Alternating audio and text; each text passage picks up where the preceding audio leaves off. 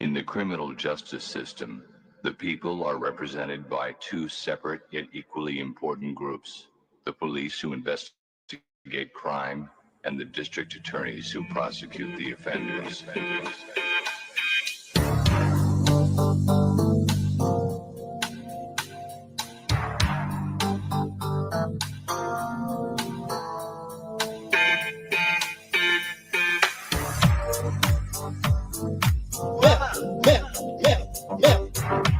That's assault, that's assault, break that up, pop that there, that's assault, that's assault, break that up, pop that there. These people are going to eject you from this line. That's assault, that's assault, it is. You cannot touch me like that. Oh, I will be telling you exactly what happened. Break that up, these people are going to eject you from this line. That's assault. That's assault. We have video of her just touching. How did that go? Excuse me. Excuse me. That's assault. You cannot touch me like that. Break that up. Break that up. Break that. Break that. Break that up. Break that up. Oh, I will be telling you. Break that up. Break that up. That's assault. That's assault. That's assault. Break that. That's assault. We have video of her just. These people are going to eject you from this line. How did that show? I will assault. It is incredibly appropriate. I will. You cannot touch me like that. That's assault. Break that up. Stop that chair here. You cannot touch me like that. It is incredible. That's assault. Break that up. That's assault. Break that up. Stop that chair. Stop that chair. Stop that chair. These people are going to eject you from this line. Break that up. Break that up. Break that up. That's assault. Break that up. Break that up. Oh, that's assault. That's assault. Oh, I will be telling you exactly what happened. Stop that chair. That's assault. Break that up.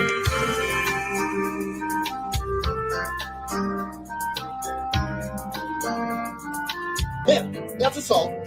Break that up. Break that up. Stop that chair. These people are going to eject you from this line.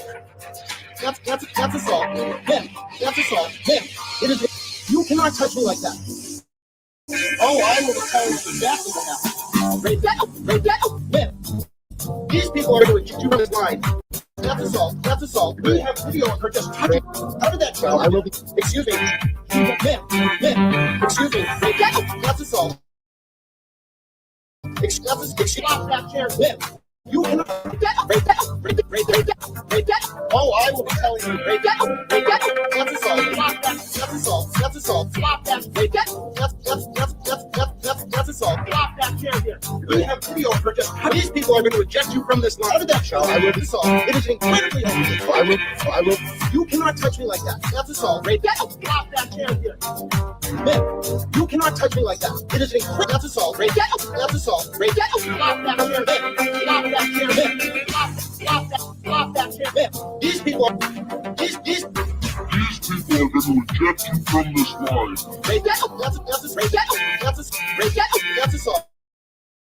Break that up.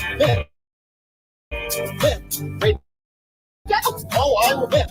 That's assault. That's assault. Oh, that's assault. That's assault. That's assault. That's assault. That's assault. That's assault. Oh, I will bet. That's assault. That's assault. That's assault. That's assault. That's assault. That's assault. That's assault. That's assault. That's assault. That's assault. Oh, I will be telling you. That's assault. That's assault. That's assault. That's assault. That's assault. That's assault. That's assault. Oh, I will be telling you exactly what happened. Stop that chair here.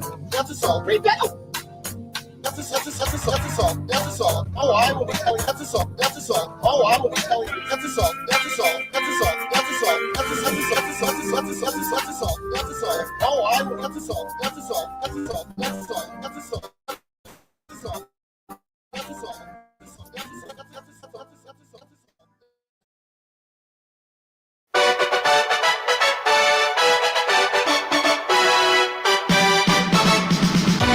Self-defense means meeting violence with violence.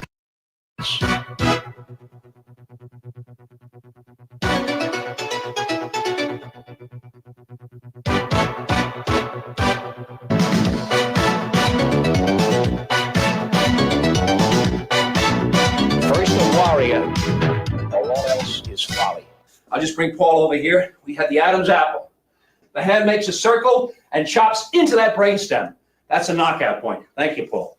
I come right in and attack the Adam's apple. Thank you, Paul. So you poke from here right into the eye. Thank you, Paul. I hit him, comes flying back. If I miss, into there. Thank you, Paul. As you can see, there's a lot of force. Thank you, Paul. And we're squeezing hard behind the windpipe. Thank you, Paul. I follow through with the strike. Thank you, Paul. Wham, like that. Thank you, Paul. Kick, like that. Thank you, Paul. Coming right down on the skull. Thank you very much, Paul. Thank you very much, Paul. Thank you very much, Paul. Thank you very much, Paul. Out of that circle. By following McSweeney's self-defense, you're going to be able to maintain a strong, healthy body and to protect it throughout your entire lifespan, or until you become disabled or fragile and weak. You know what? That is a great compliment. Thank you so much. Yes, like Alessi. That's how my dad is too. My biological father, he sleeps in like 4-hour bursts. Now I can't be too loud because the Hugin is sleeping and Dad's boyfriend is sleeping, and I get very loud when I'm on this thing because my headphones are too loud. So this morning you're getting OB in the morning. That's right. Good morning, everyone. You're on your way to work, and guess what? It's a bright new shiny day. That's right. It's a bright new shiny day in this AM, and it is the coolest moment historically in the month of July in Austin history since something like 10 years ago. I don't remember. It's basically been the coolest morning in the summer, really. Like, it feels so beautiful outside. It's like late 70s, early 80s. I absolutely love it. We went on an extra long WALKIES this morning. And if you're outside taking a walkies with your Hugin, give him an extra pat for me this morning. Listen, we have a lot to talk about. Okay, but first, naturally, we're going to have to do our Tokyo drifts to George Michael's Careless Whisper, because that's what we're going to do every morning forever, okay? So get used to that. Here we go.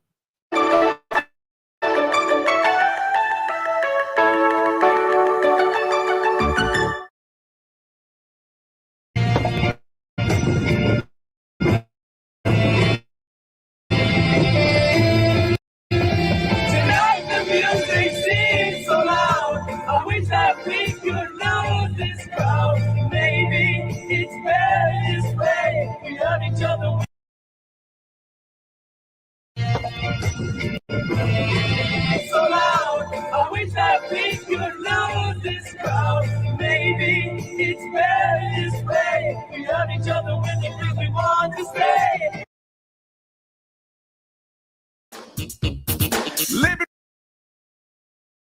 rooms, bedrooms, dinettes. Oh, yeah.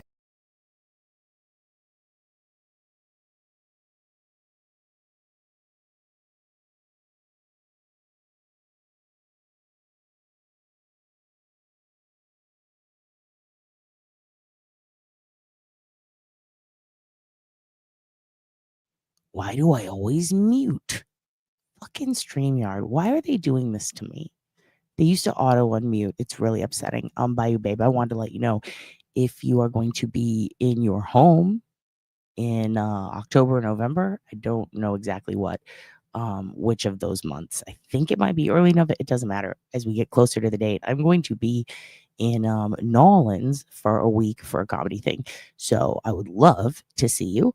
Are you the one who has a lot of animals? Because yes, I would like to see your animals. Also, Jinx, thinking about you. Jinx, no. Every time I fell outside walking my Hugin the other day, and I literally screamed to myself, Jinx. Like, it was amazing. Yeah, I pulled your mistake one. I'm sorry. I apologize for that. Also, happy birthday again to Reggie Ray. She is a Leo, as is Nikki, so they get birthdays all month. And also, good morning, Gremlin. That dude is very shiny. I don't know which one you're talking about, but they're all shiny. Shiny new dudes for you guys. Decorated, shiny, and new. I saw a guy grilling in my neighborhood yesterday. I thought a big boy on the roof. You know what, Jessica? I'm glad you brought that up, because I've been thinking about Big Boy on the Roof too. Get on the roof. I ain't never see a big boy get on the roof. I ain't never see a big boy get on the roof. I ain't never see a big boy get on the roof. Big boy, I ain't seen him on the roof. Never see a big boy get on the roof. I ain't never see a big boy get on the roof. I ain't never see a big boy get on the roof. Big boy, you ain't play on the roof. I ain't never see a big boy get on the roof. I ain't never see a big boy get on the roof. I ain't never see a big boy get on the roof. I ain't never see a big boy grill on the roof. Never seen a big boy boy get on the roof. I ain't never see a big boy get on the roof. Big boy grilling on the roof. Big boy grilling on the roof. Big boy ain't grilling on the roof. I ain't never see a big boy get on the roof. I ain't never see a big boy get on the roof. Big boy ain't climbing on the roof. I ain't never see a big boy get on the roof. How you do it like that? Damn, you got titties on your back. Climbing on the roof. I ain't never see a big boy get on the roof. I ain't never see a big boy get on the roof. Oh shit, big boy get loose. Oh shit, big boy get loose. I ain't never see a big boy get on the roof. I ain't never shoot any phones on the roof. I ain't never see a big boy hop on the roof. How you do it like that? Look, shit, you just like a fat. Oh shit, pick up your back. Oh, I ain't never see a big boy get on the roof. Get on the roof. Get on the roof. Get your ass out the roof. Get your ass back out the roof. I ain't never see a big boy leap on the roof. Get the big ass off. Yes, he did hump the roof. Also, Teddy, you're back. Good morning. I unblocked you. I apologize. You did get caught up. I had to go back. A lot of blocks happened. I don't know how. I don't know why. I do apologize. But listen, everybody's unblocked now. Polly Walnuts, not you. What if Peter Cashew comes in? Are you guys gonna go nuts? I'm so sorry. It's just one of those days. It's very, very nice outside, so you're gonna hear a lot of silly, goofy puns. I'm glad to see you folks here. Haynes saying coming in hot this morning with some controversial political shit. Haynes, if you're going to say horrendous words that will get me banned from my platform, what with your oh, it's big boy count. I'm over here like, what is she mumbling about? I love it. It doesn't matter.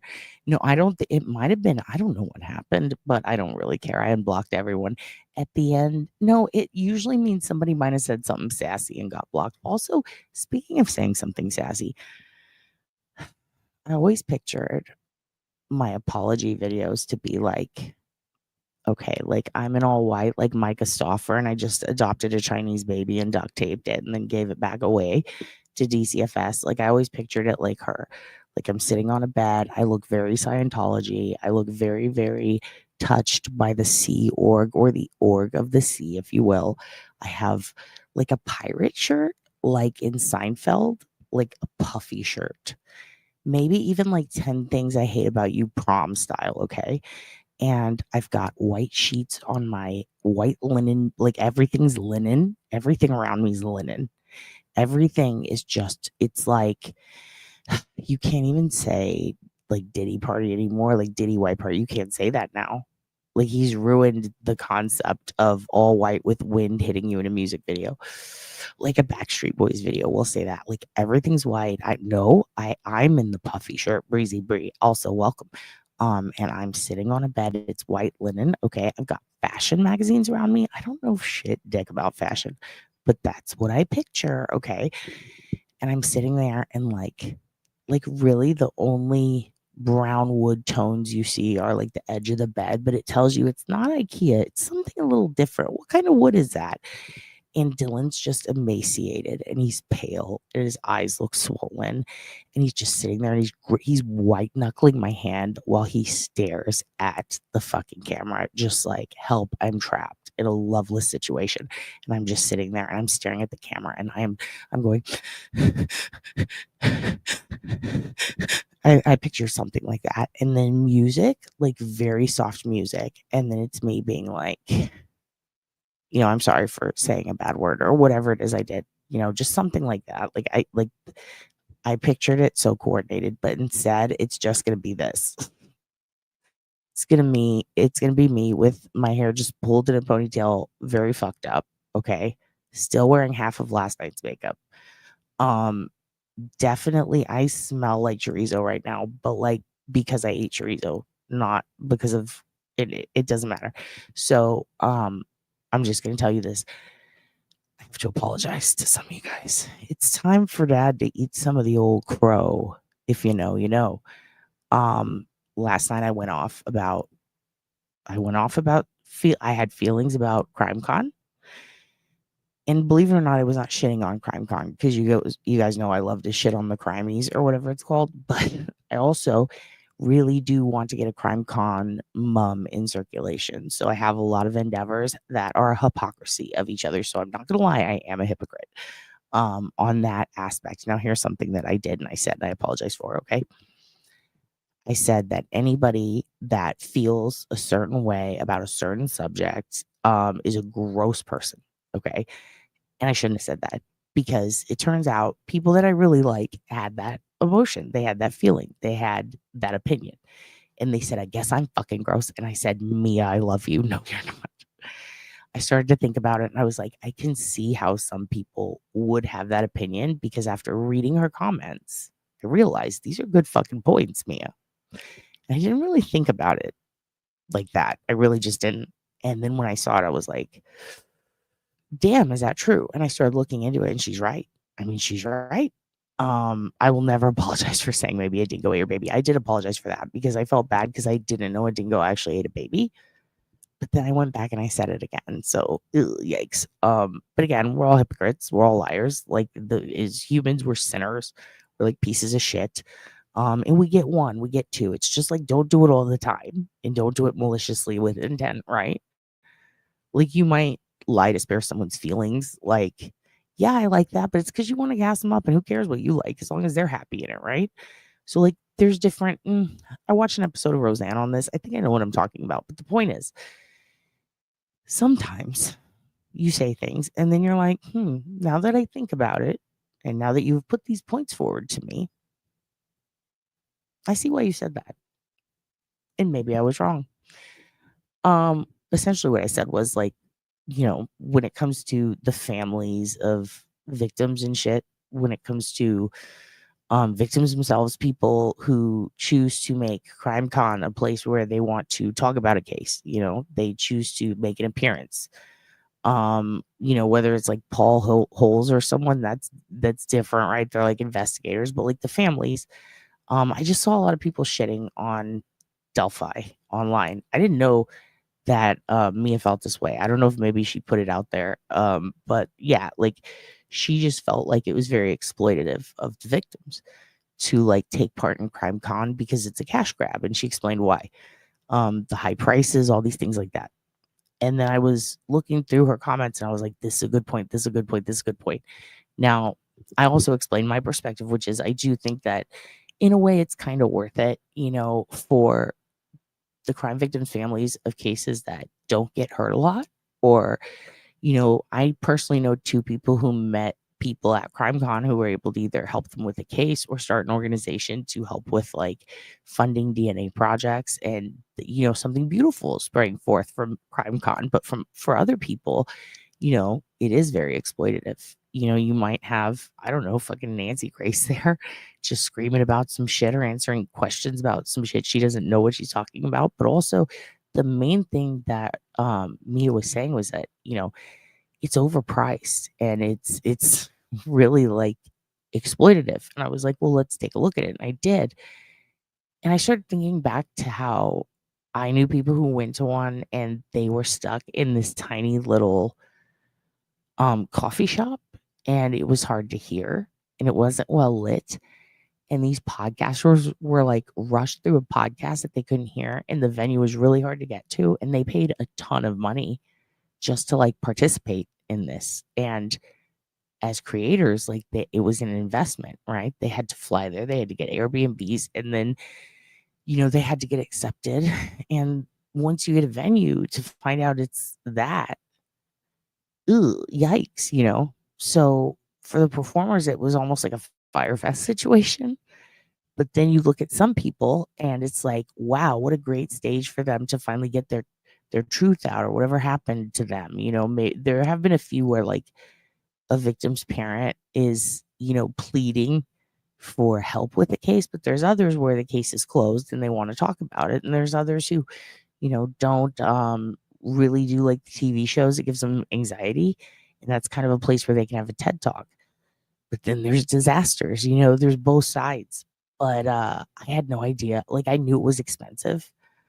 Oh my God. Like when I was looking at basically what the people who are platformed on it go through, it's a lot like South by. Like you're pretty much paying to do it. And then all the money goes to the, I guess, creators. But it seems that like a lot of the venues that they use, almost most of them are like really tiny. And it's had its ups and downs, but overall it's so expensive. And I did look at some of the panels, and I mean, there are some people out there. I know everybody has feelings about M. William Phelps as a psycho, according to a lot of people, allegedly for entertainment purposes only. Some people, I saw someone talked about Jean Bonnet's dad. People feel a type of way about that guy. I would freak out if like Casey Anthony showed up. I'd be like, what the fuck? But yeah, there's also people like Erica Morris, I'm sure, who go there, and Jensen. And it's like you have the exploitative mixed with people who really want to use it for a good thing. But I just didn't realize how like it really, I think she's right. There's like a big disparity gap, I guess, between whoever is profiting off of it. Holy hell, dude. I don't think a lot of people are going in there with smaller podcasts, smaller channels, and getting too much beneficial. And it does feel like some of the topics, I mean, the whole Crimies or whatever that award show was, that shit was crazy. Like, it was all very odd. It felt very Bridgerton Ball. Not trying to be hypercritical, but I don't know. I think I agree with Mia. I think she's won me over. So I wanted to do this for the Obology line this week. I want to know what you think. Leave me a voicemail. What do you think about CrimeCon? What are the pros? What are the cons? Are you going to it? Are you excited about it? Have you been to one? Are you against it? Do you hate it? Do you love it?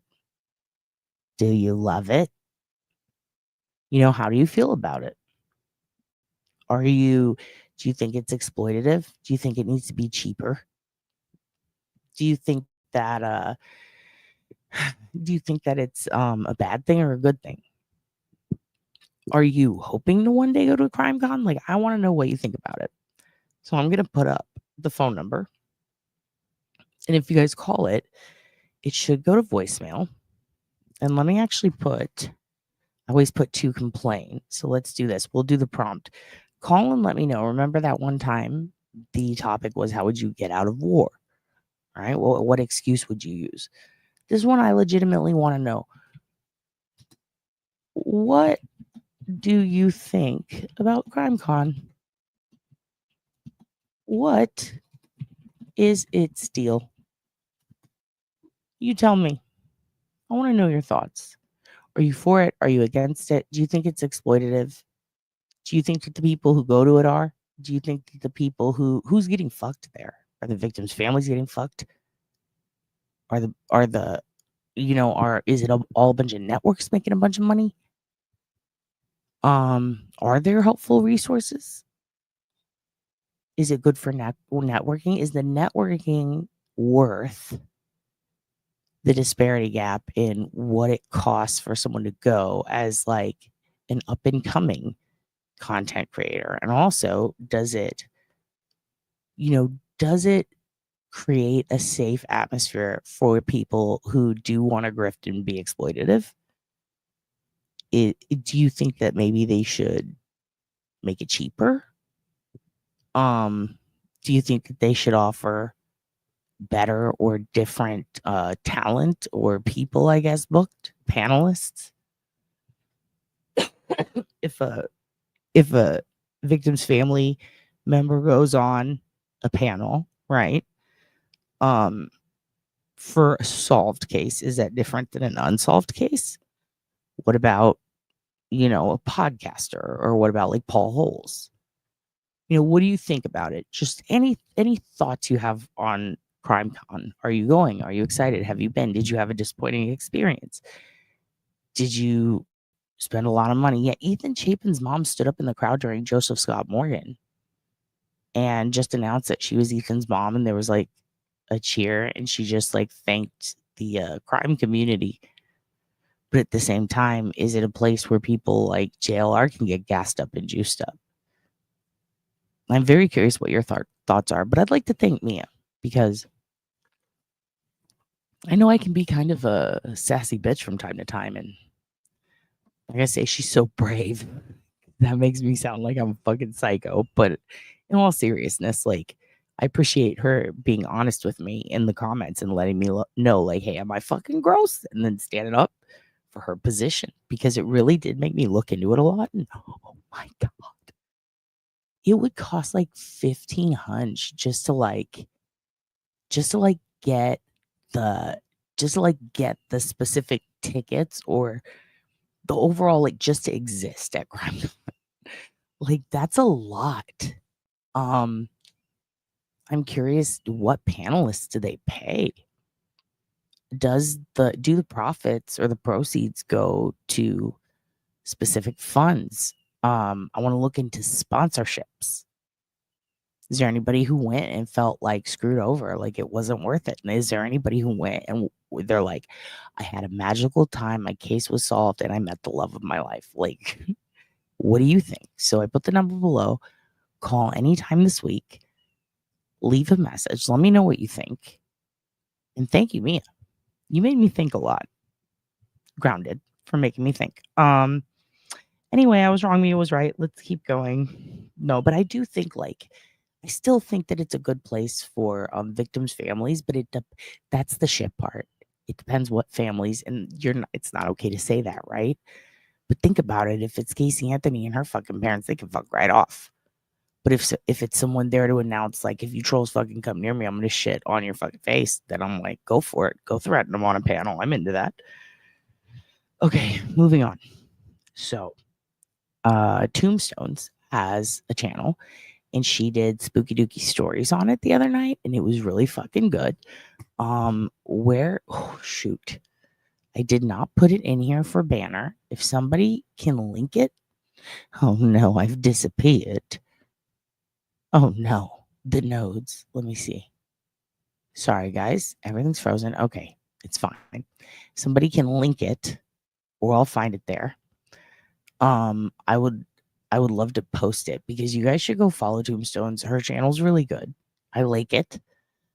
She had spooky story time, and I was kind of into it. It was a bit soothing. I enjoyed it.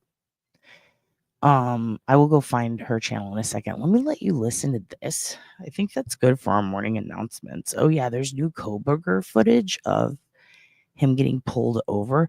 Some dick being bought the footage of Ethan Chapin getting pulled over with his buddies in a car without an ID. And it's like, what the fuck are we doing here? Don't be rude. Ugh, that I stand by. That was fucked. Okay, there's new Kohberger getting pulled over footage where he's looking all weird. So we'll probably watch that at the end of this. First, we're going to talk more about Devil's Den. But of course, we got to have some Sammy to get you started. And for those of you who are just joining us, good morning. I was wrong. Mia was right. Okay. She's my favorite right now because I'm scared of her. She made a good point. But I do apologize for saying everybody's gross who has this opinion. I don't usually do that. But Dad was fired up last night. Dad was twisted on tea. Okay. Dad was on the twisted tea. Also, are you John Barron? Please call Morgan and Morgan. They'd like to talk to you. Here you go. Yeah, you can find them at the market. We talking about flea market. Montgomery, it's just like a mini mo. Yeah, come shop with us. I said flea market. Montgomery, it's just like a mini mall. Hey, you heard me. Come shop. Living rooms, bedrooms, dinettes. We got it. You need it. You'll find it. It's just like a mini mall. Hey, you heard me. Come shop. I said flea market. Montgomery. It's just like a mini mall. Hey, living rooms, bedrooms, dinettes. Oh yeah, you can find them at the market. We talking about flea market. Montgomery. It's just like a mini mall. Hey, don't stop. Let's make it a dance. Come on now, to the left, to the right. Let's do this dance. Hey, to the left, to the right. Let's make this a dance. Flea market, Montgomery. It keeps you jumping. It's just like a mini mall. Take everybody like this now. Hey, hey, flea market, Montgomery. It's just like a mini mall. Don't stop, let's dance. Flea market, Montgomery. It's just like a mini mall. Let's bring it on down now.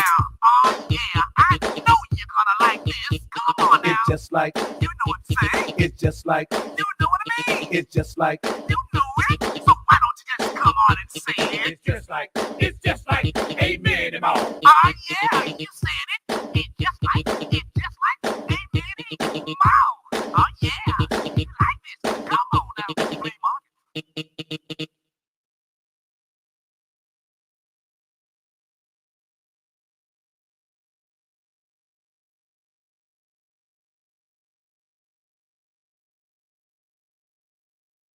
Joining me now.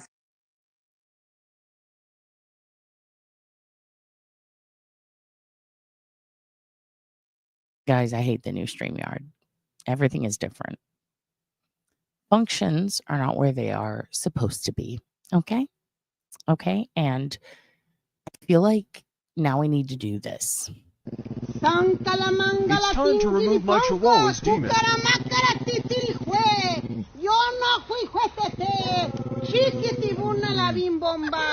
This time is going to work. De todos los que no me quieren, tiquis, tracas, troquis. Juan Calamera, azúcar. Juan Calamera, azúcar. Janta manjana, mangalangalingilongo. Tiki, tiki, tracatú. A la víbora de la mar, por aquí pueden pasar. Los de adelante corren mucho y los de atrás se quedarán. Hoy, mi amor, hasta el perro no te quiere. Ya está hecho el hechizo. Ahora sí. ¡Újule! Listo. Ahorita va a volar. El perro se asustó. Para que vean. Ya está, mija, el hechizo hecho para todos los que no me quieren.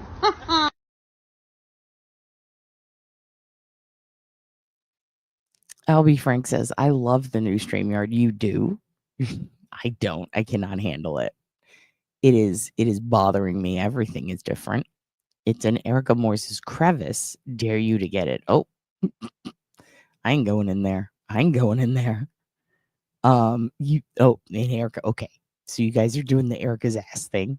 You guys are hilarious. The most absurd videos we've watched have been have come from news resources that were supposed to be serious. I think.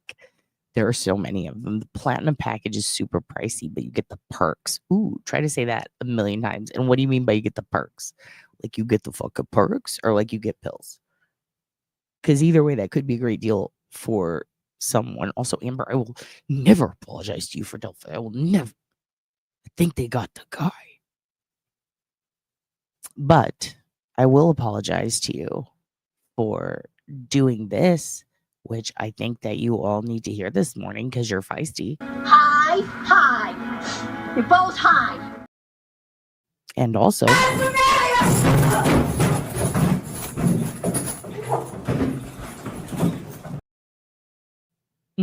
and Taylor's business did attack her lawyer again. That's for another day. For today, it's me. Get on the roof. I ain't never see a big boy get on the roof. I ain't never see a big boy get on the roof. I ain't never see a big boy get on the roof. Big boy ain't getting on the roof. Never see a big boy get on the roof. I ain't never see a big boy get on the roof. I ain't never see a big boy get on the roof. Big boy ain't getting on the roof. I ain't never see a big boy get on the roof. I ain't never see a big boy get on the roof. I ain't never see a big boy get on the roof. I ain't never see a big boy grill on the roof. Never seen a big boy grill on the roof. I ain't never see a big boy grill on the roof. Big boy grilling on the roof. Big boy grilling on the roof. Big boy ain't grilling on the roof. I ain't never see a big boy get on the roof. I ain't never see a big boy get on the roof. Big boy ain't climbing on the roof. I ain't never see a big boy get on the roof.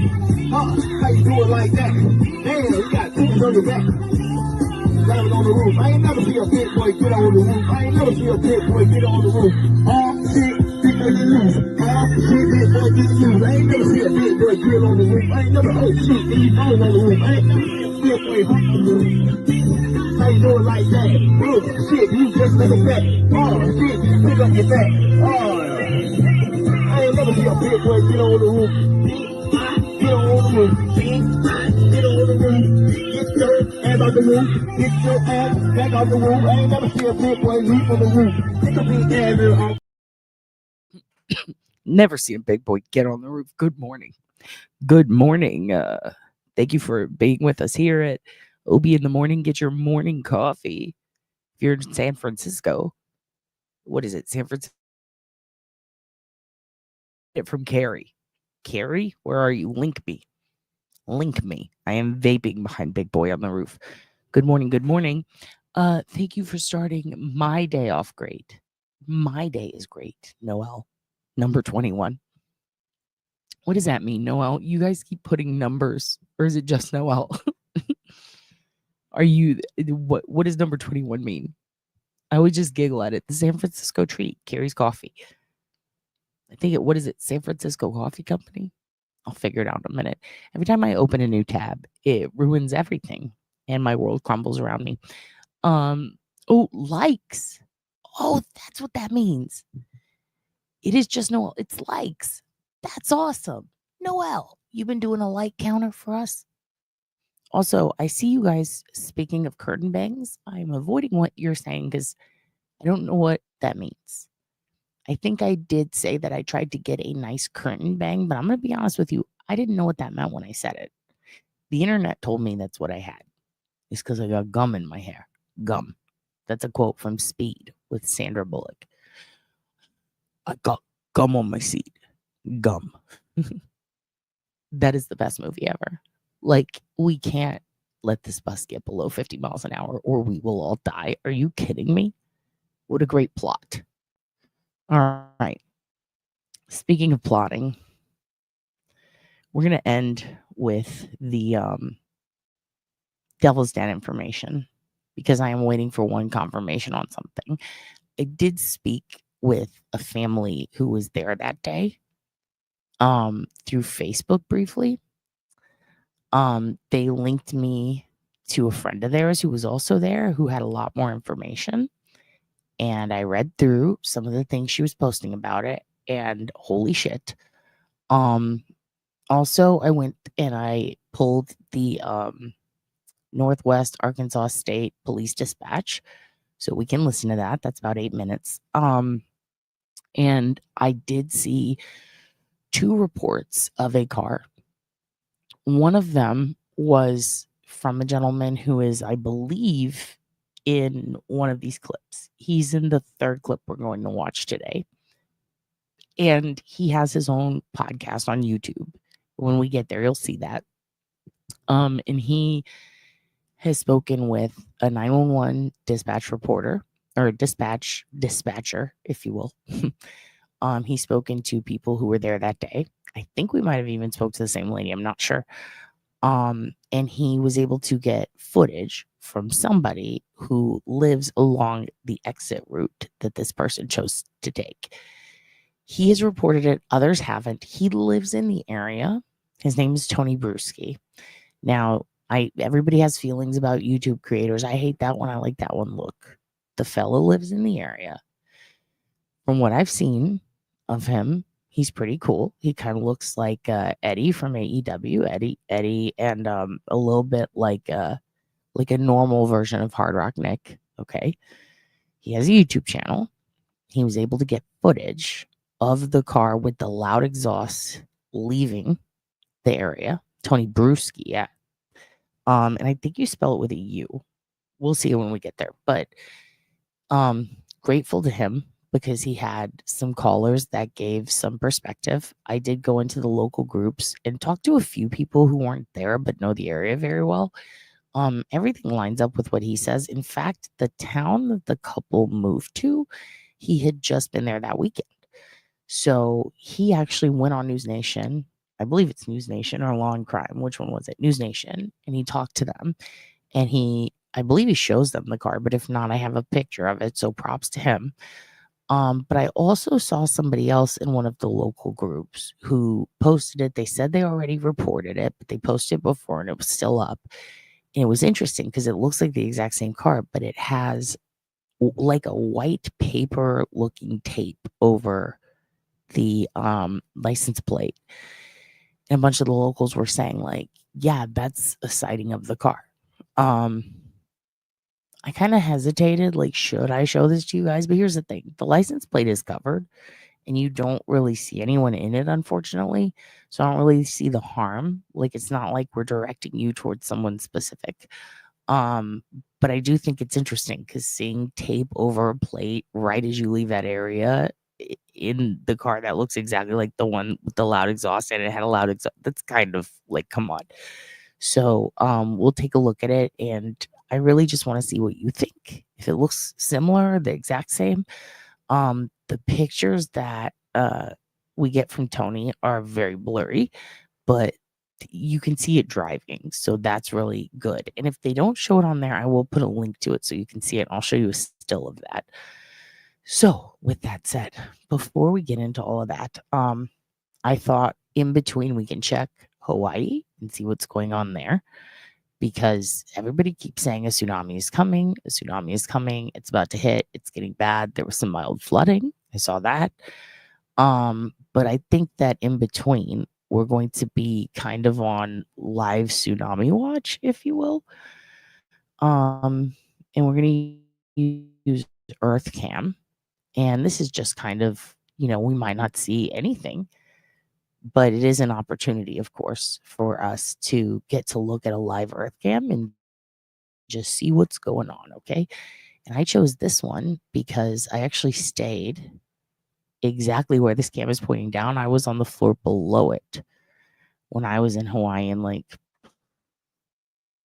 2019, 2021, 2022. I don't even remember when I went. Fuck. A couple of years ago. We went a couple of years ago. We were lucky to go. I got to go for work. My bosses took me. And literally right near this cam, I was on this, like, probably, I think the floor below or above. You could look down, you could see everything. This is what's going on right now. This is what it looks like. It's heading to the West Coast. Is Mitty here? I don't know. Is she here? Who can tell me about Sig Nigamanos' brother Brad can tell me about curtain bangs? Jesus. Hello, Claudia. Hello. You guys, is anybody here in California, Alaska, like Nia Bay and all the edges of Canada, or Hawaii? And are you okay? It is a pretty dock. Hello, PETA. Nice to see you. How's Australia? Devil's Den case is so creepy. It's like lifted right out of a horror film. I watched tons of movies like that, and it's terrifying. Something like that happened in real life. True. And also, like, okay, how many weird, this is actually a really good point that you have made, because it is like a horror movie, but oddly, how many of those situations have happened in crime in like the last 10 years that are something that are very, very, something that is very, very like, wow, that never happens. Off the top of my head, Delphi, right? Lyric and Elizabeth. Those are, I mean, holy shit. Both of those cases happened at public trails, public areas.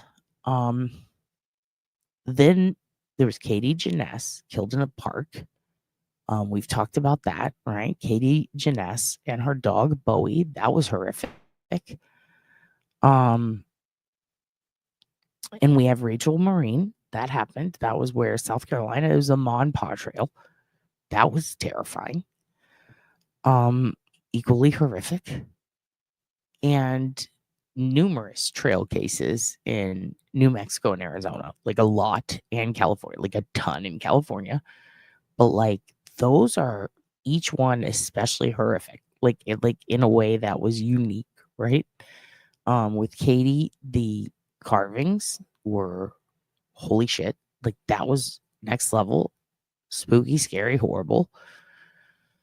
With Rachel, apparently what they did to her, that poor mom, and they caught that guy, remember? Horrific. Like just indescribable. Of course, Abby and Libby, if you saw any of the documents from the dump, they're available on the page on the community wall. There's a Google download. Holy shit. Lyric and Elizabeth, that was, I mean, come on.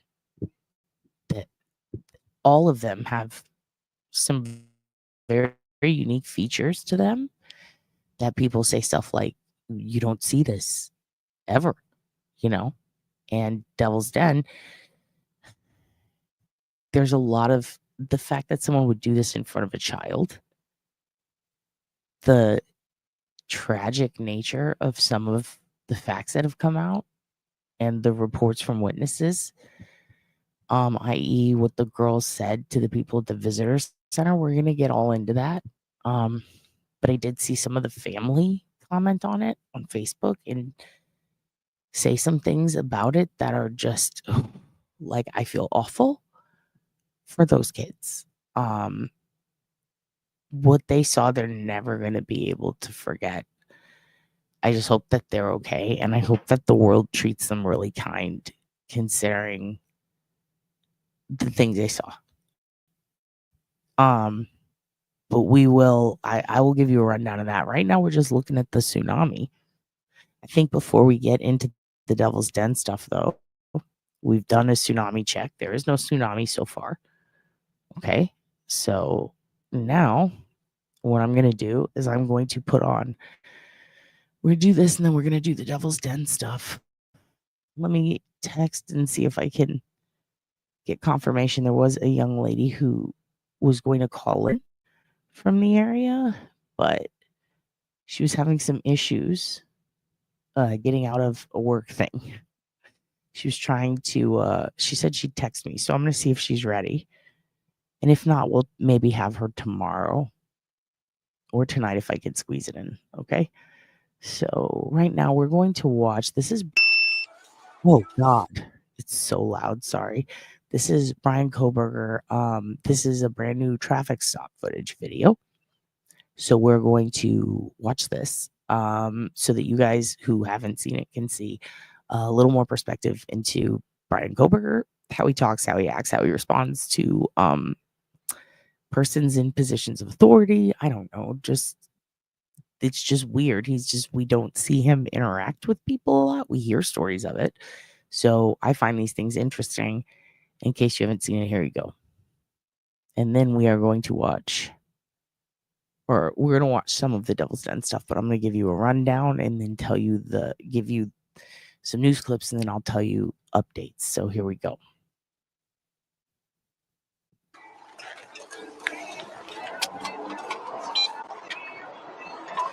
Like tough return traffic.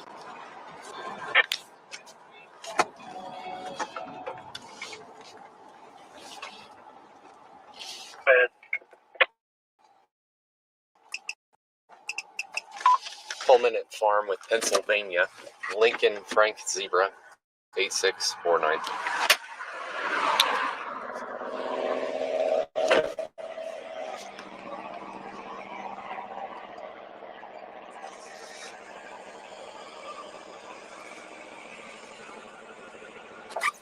Hey there. I stopped you going fast. This is 35. So it's 35? It is. Yeah, so you go. Yeah, 43 is what the radar said. Sure. Your license, insurance. Were you wearing your seatbelt when I stopped you? No. No? That's no good. Just being honest with you. Yeah, I appreciate that. You guys there's absolutely no point not being honest. Yeah. You have a radar. Yeah. Okay.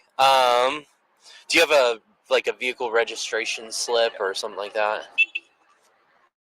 Okay. Or did I give you my insurance? Yeah, this is your insurance. That's good. Thing is, I'm on a overtime shift right now. One of the conditions is we have to enforce seatbelt laws, and so to write you a citation for that, it's $10 in Idaho. Pause it here. $10 fucking dollars? $10, $100, Noel. It's $200 in Texas and $500 in some places. Like, I guess it depends who stops you. There was one time in North Texas, my ex got a ticket. It was $500 for having the having the seatbelt off, but he had it like around his shoulder to make it look like it was deceptive. And in San Antonio, it's $200. So like, I'm like, what the fuck? Unless something has changed, I would like to look it up. But $10, like, that's wild. $200 there. How much does it cost for us? How much does it cost in where you live? How much does it cost if you're not wearing a seatbelt? What's the ticket? I guess it's how much your life is worth, Noel says. Brian's is 10. They're like, now we can lose you. Jesus, Noel's hilarious today. Yeah, the cost of the seatbelt ticket is based on your self-worth. It all makes sense to me now, like how it all likely went down. He's sick fuck. Rest in peace, young ones. Yeah. Oof. Okay. I do think it's kind of weird that the first time we see him laugh ever is while he's getting caught breaking the law. No, don't apologize, Noel. That's hilarious. That's actually very, very funny. Yeah, seatbelts are a money grab, you know? So everybody, it's on par. It's like 1 to 200. Apparently in Idaho, it's $10. Our fines just went up to $11.60. What the fuck? What is a demerit? We had those in middle school. What, you get fined if your passenger is?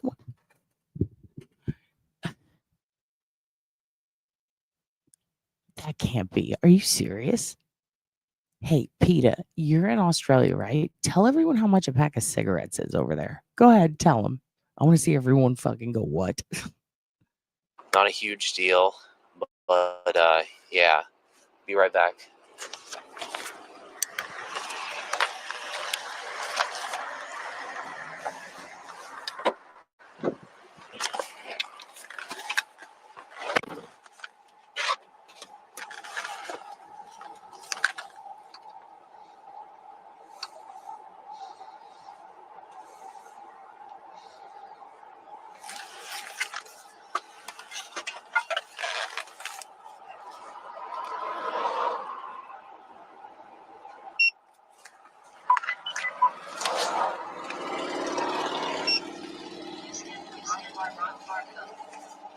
What?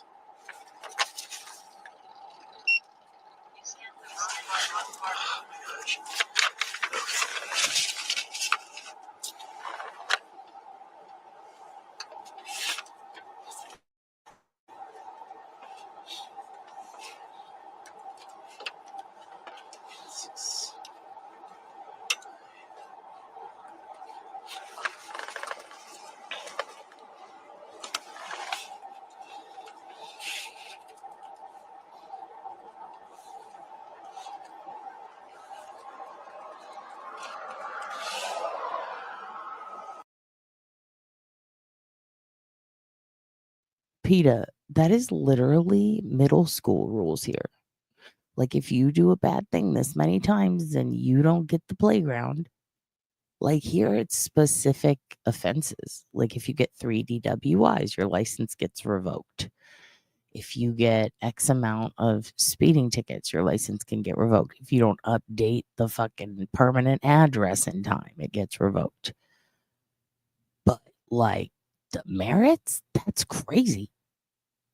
I had a friend, we used to talk about all the different shit in school that they would do like that. Ours was demerits, and then the local schools had dolphin dollars, which you could use to buy ketchup and mustard for burgers. And my friend Dustin and his buddy Ashton used to always talk about dolphin dollars back in elementary, middle school, and it makes me laugh so hard. Like, it's literally like play money that you earn for what? For the sauces at lunch. And people will risk their lives. I don't think it was hidden. It's just up to the public to request. And the public obviously, didn't go request Brian's. You'd have to know about a traffic stop in order to request it. So chances are this was, not on public file in a place where people looked for it, or it was, and, just nobody thought to go pull it. But I believe when they did the document dump, you can see all of the exhibits in there. And I do believe that there is one that references this traffic stop when they were looking into his background. I can't find you the page right now. When I tell you, it is a lot. I'm still going through it all. But I do believe, because I did see one where it was like his driving history and his traffic stops and stuff. So somebody probably found that case number, looked it up, did a public records request, and then had to wait for it to come out. So really, theoretically, it came back pretty quick if that was the case, which I do think it was. So, but why they didn't pull it out and make it public sooner, like during the trial? The prosecution and the defense wouldn't want that because it's Brian getting pulled over again, right? So, I think that the two that were released, the media knew where to look. Let's just say that, or how far back to look. I do believe when he changed his plates and registration or whatever, that might have been when they were looking, or what they were looking for and how they found him, but they might not have considered that change, and then to look for records for that specific make, model of vehicle with that specific license plate, registration number, stuff like that. So I don't think it was nefarious. I just think, if you don't know about something, it's hard to, like, if you don't know about something existing, it's kind of hard to search for it. You know what I mean? So I think that it was in the document dump. The gag order could be, but the thing is, like, I don't think that they would put his driving record on seal because technically he's innocent until proven guilty. So, like, his driving record, like, if he had to use credit to pay, I've actually seen cases where this has been an argument in court where people don't want to use a public defender, right? So they want to take out a loan and get a private attorney. And really, they're not allowed to freeze your credit in certain instances unless it's like a financial case, something like that. It really also depends on, like, what you did, what state you're in. I do believe that, somebody would have just had to know to look up in Latah County, Brian's, you also, I believe, have to have the date and around the time. So they might just not have known, they just didn't know to look it up. There might have been an instance where prior to the gag order, they did leak those two, and it could be that it was a gag order factor. It's a good point, though. I think so, maybe. The cameras can be super hidden, too. The bridges, lamppost, traffic lights. You get a photo taken through your windshield. Yeah, they'll take a photo through your windshield here for text tag. And then they'll mail you a picture of you breaking the law and be like, here's your fucking fine.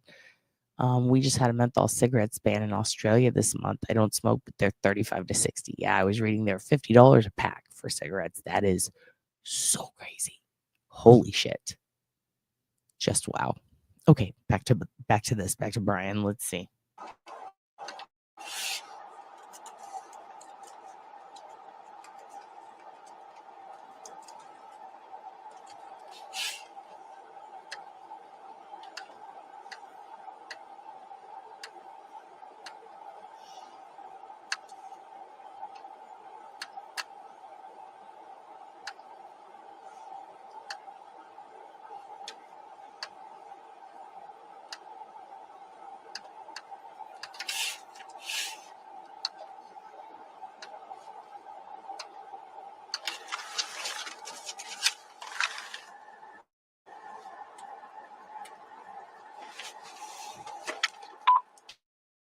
Lights out 329, code 4 drive strike, Washington.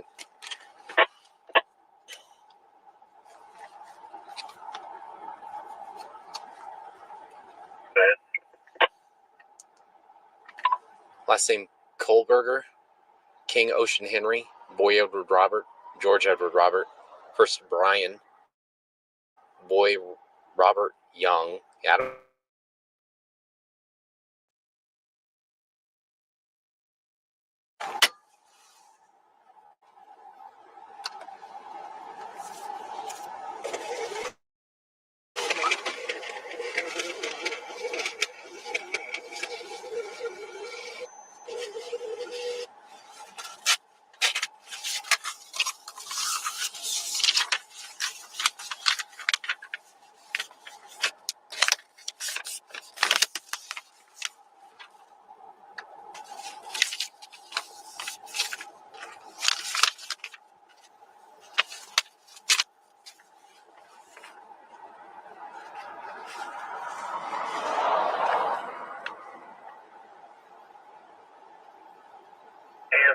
Through Pennsylvania, valid 2024 and clear.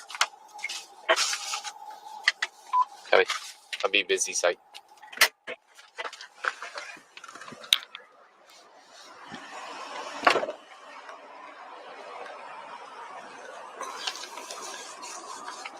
sir. Here's your license back. It's here. Just an infraction citation. The only thing they're alleging failure to wear your seatbelt on the traffic stop. Like I said, the fine at that's $10.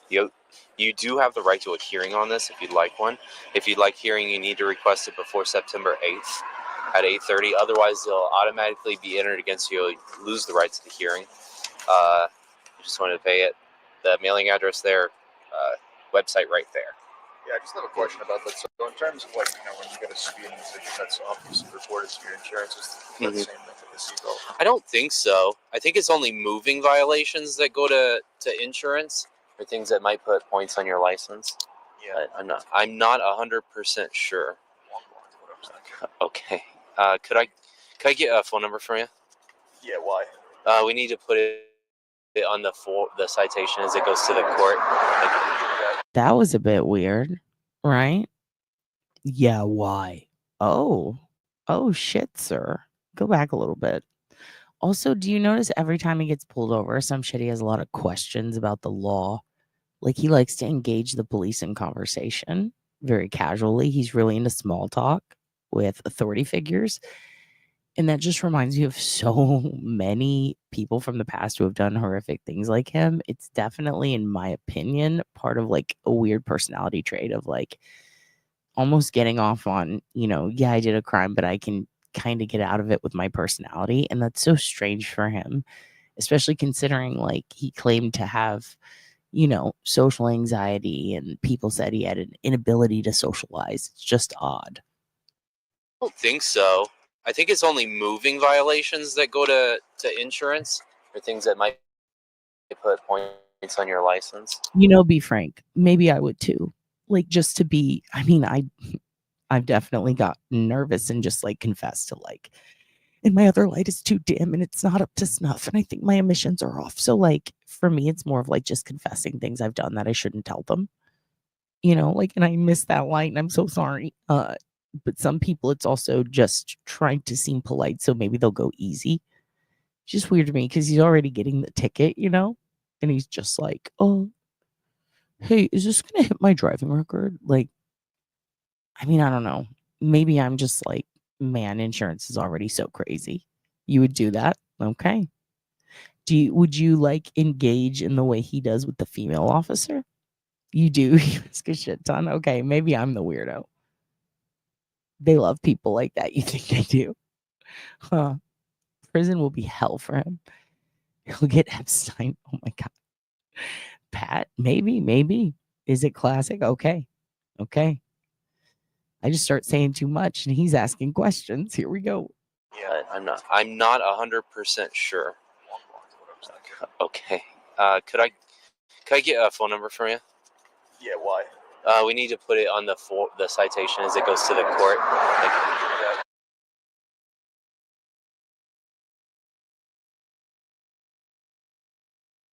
And just for future reference, I'm obviously an honest person. Like I told you, I wasn't wearing my safety belt. When people lie 3 times he's mentioned that he's an honest person, and I love that phrase, just for future reference. Okay. And he's like, when people lie to you about that, he's going to get inside the head of the liar while he is driving and stopped at a traffic stop. He's an honest person. Like I told you, I wasn't wearing my safety belt. When people lie to you about that, say I lied to you about that, right? Just for my own knowledge. You honestly go back and look at that, or you just With a seatbelt like this, I didn't check as I was coming up, so that's why I asked you. Do you usually? I should. I noticed you weren't wearing it. I'm on the same. He's like, I just want to see if I could have gotten away with this. Like, Jesus, dude. Jesus. Yeah, some of us are honest to a fault. We do. This and like I said, I'm getting paid by ICD, and they want us to enforce the seatbelt law. So I was being more aware of that. That's where I'm coming from. The cop's like, look, bro, I'm just trying to get my fucking bonus, dude. Okay. All right. Have a good night.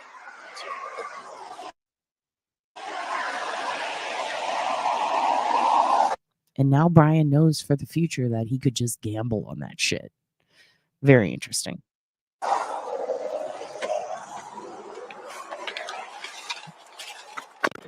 All right.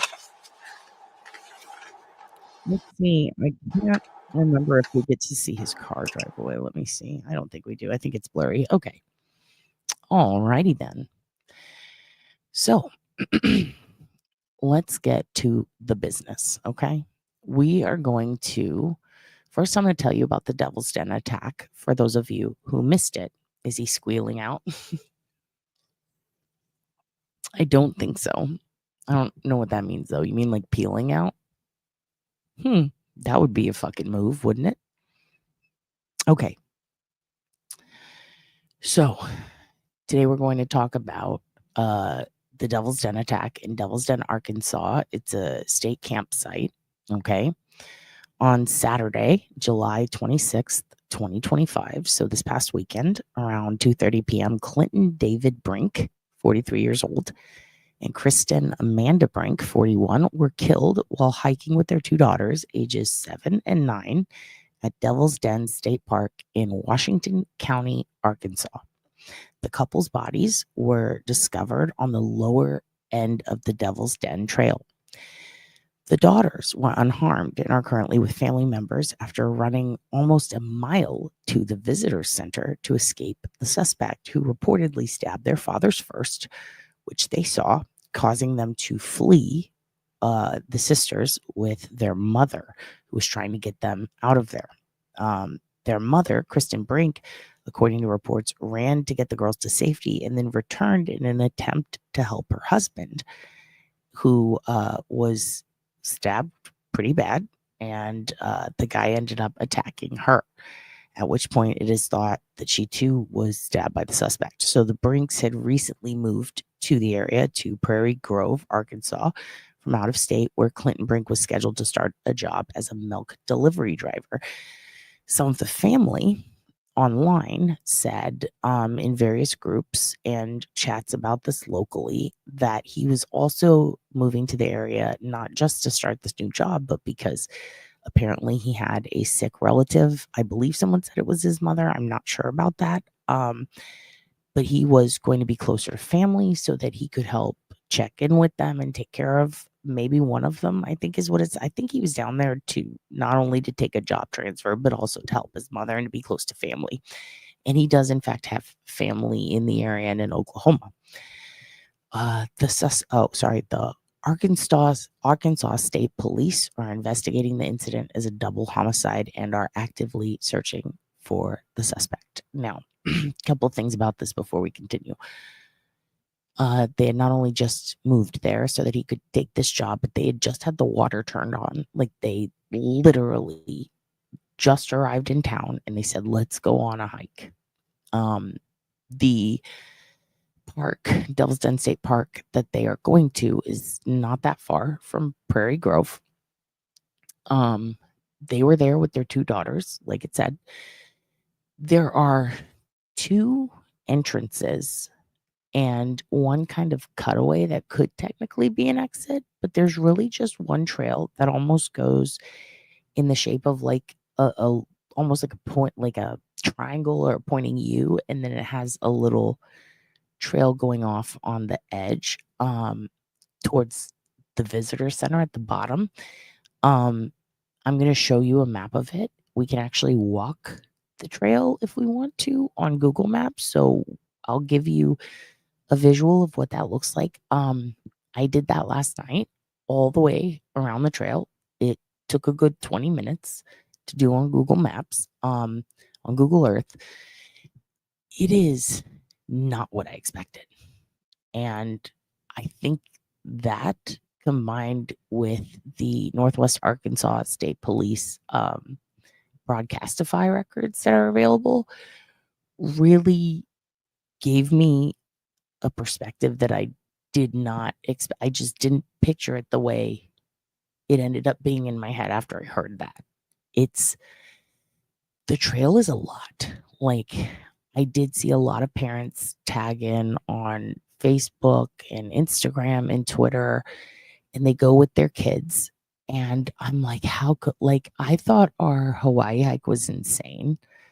I cannot imagine doing this trail. Like, as a kid, even it looks so crazy dangerous. And there's parts of it that it's beautiful. There's a lot of cool stuff, but there's parts where it's literally you're in the middle of the woods. Everything looks the exact same. To me, it's kind of scary, even in the day.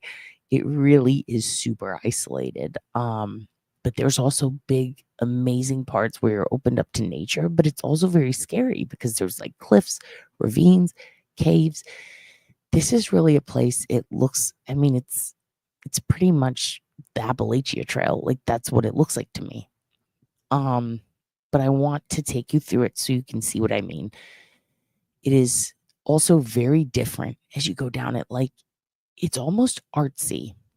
It's not as artsy as Piedmont Park, but it is in line, I think, with some of the hikes that I've seen on the trails in Appalachia when I walk those on Google Earth and on real life.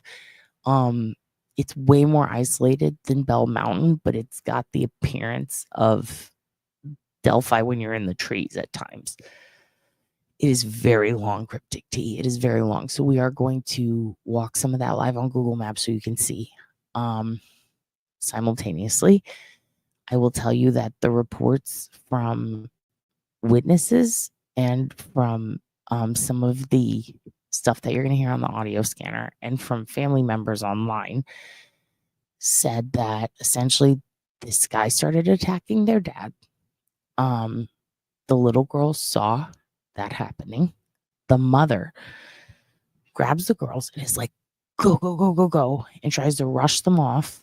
There is an area off the trail where there's like a lake and then there's or a river stream, and then there's some cars on the other side. It looks like she tried to get them that way. One person said that she shooed them to a car and then they ran to the visitor center, which was a mile away, and you would have to cut through the woods to get to it. And just the trail looks so rough. I can't imagine two little girls running through that terrain. It's really scary. So the mother then apparently goes back. Now, this is, again, these are according to reports that I saw on Facebook. I did confirm they are related to them. Whether what they are reporting is entirely accurate, let's just say allegedly for now, or reportedly by family members. But also some of the press has confirmed this. So apparently the mother went back to check on her husband. The guy's still there. Okay. And he then attacks the mom. When little girls get to the visitor center, they try to relay this info to a woman who's there. Now, on the footage or the audio footage for Broadcastify, you hear them talk about how there were two women and one who was going to help her friend or something, like witnesses. I believe these are the people who saw the guy fleeing. There was reference in one of the audios, I believe it might have been for EMS. We're going to listen to state police. I want to make sure I get the right one for you because there is a lot of personal information about other people's.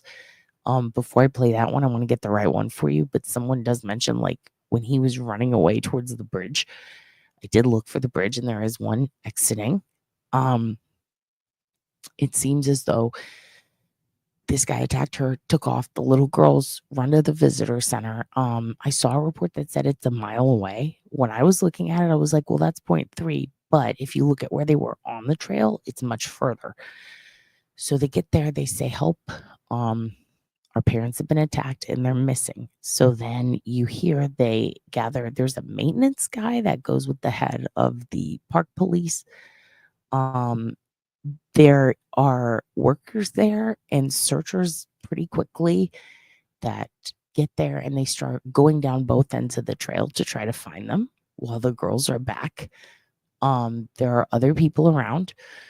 They cordon off the exit and the entrance, and they start taking people's statements on who saw this guy, which is how they ended up getting a picture of him.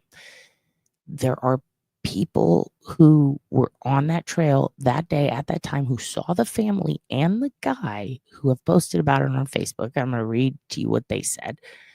The woman said, yes, that is him. So that happened.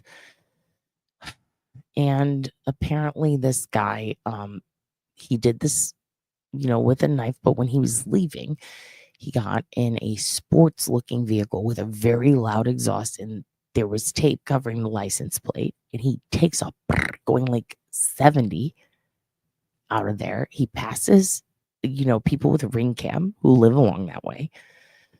The guy allegedly cut himself. He was injured. They know that. The little girl said, and this is what's important, they said that they didn't recognize that guy. They didn't know him. They were old enough, 7 and 9, to, I think, know whether they knew that guy. Another thing is the mother yelled, "Why are you doing this?" That is, to me, that says she doesn't know this person. I also yelled something very similar during my attack. And I don't know why. We want to know why when it's happening, but that's very normal. I've seen a lot of people comment on this, like, that's what I yelled when I got jumped, when I got stabbed, when I got beaten. Like, and it's typically people who it's a stranger. If somebody was like, "Who are you? Why are you doing this?" That's another great example. Usually they would like yell a name or something. So this is just my opinion. Let me continue. So the suspect, and this is what's important, okay? He is being actively sought by the Arkansas State Police. The suspect is described as a white male with a medium build, light brown and dirty blonde hair. Last seen wearing dark pants, a long sleeve shirt with sleeves rolled up, fingerless gloves, a dark baseball cap. I did see someone report white fingerless gloves. I'm not entirely sure that that's true yet. Carrying a black backpack and wearing sunglasses. The suspect was seen leaving the park in a black 4-door sedan, but also described as a sports car. They thought it could be a Mazda. They thought it could be a BMW.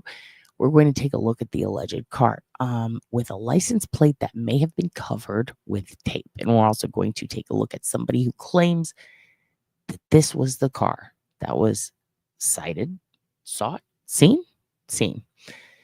And the person who posted it is someone local.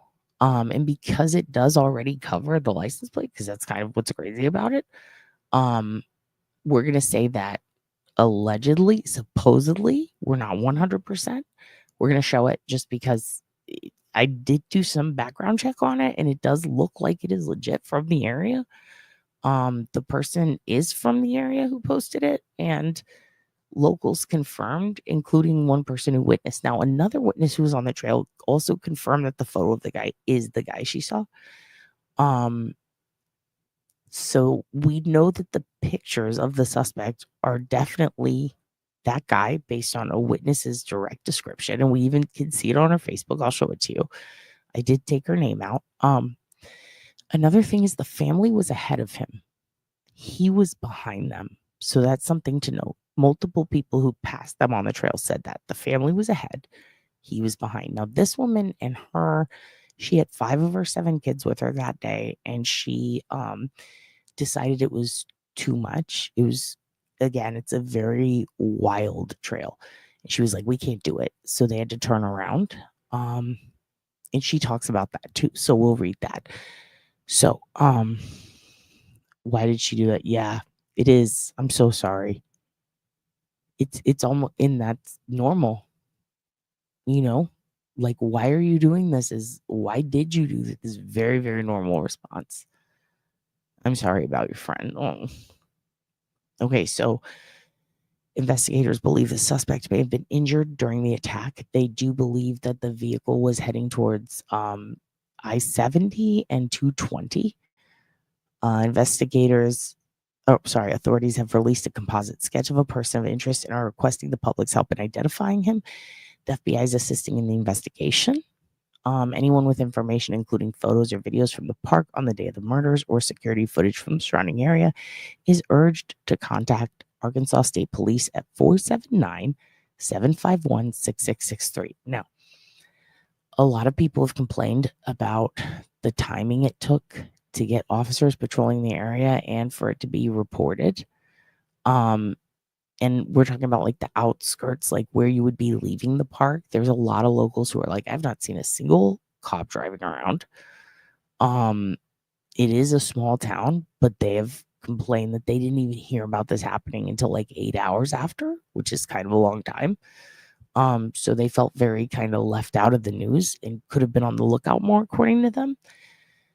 Here's some more specifics. The mother was quoted as saying, "Why are you doing this?" And this is according to the kids, which has led a lot of ex-law enforcement, people who are familiar with these type of cases, and people with behavioral analysis backgrounds to suspect that this is someone unbeknownst to the family. The kids also said that they don't know who this person was. It's a total stranger.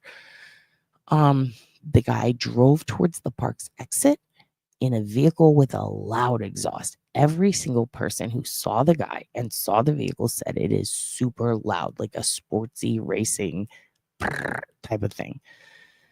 And he drove towards Highway 170 or 220. Those are the two directions he could have gone, or the two highways he could have taken.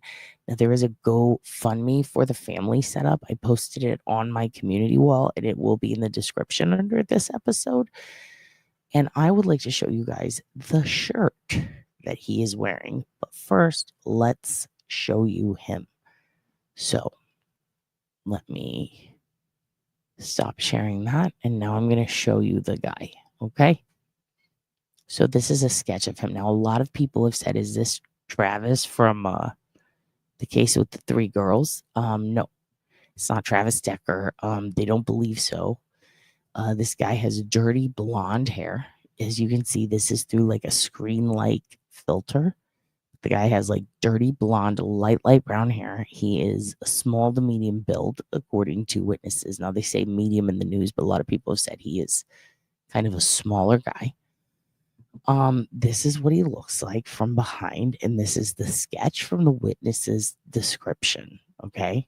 And multiple witnesses who have mentioned seeing this guy have said, yep, that's him, that's the guy, and he was right behind them on the trail. And like we stopped or whatever, and they saw this and they said, yep, yep, yep, yep, yep.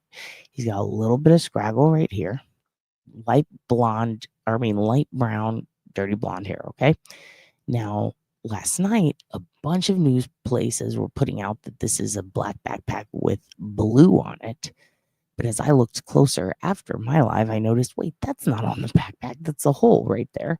That's just a shirt. So I started looking for the shirt, and it was actually pretty easy to find. Let me show it to you. I'm going to show you this shirt. This is a North Face shirt. Shout out to Reddit. They also had it already. I was going to go post it, and people had already found it. So great. So that is the shirt that he was wearing. This shirt can be found at, where's the link I got? AlabamaOutdoors.com. That's the North Face men's long sleeve Parks t-shirt.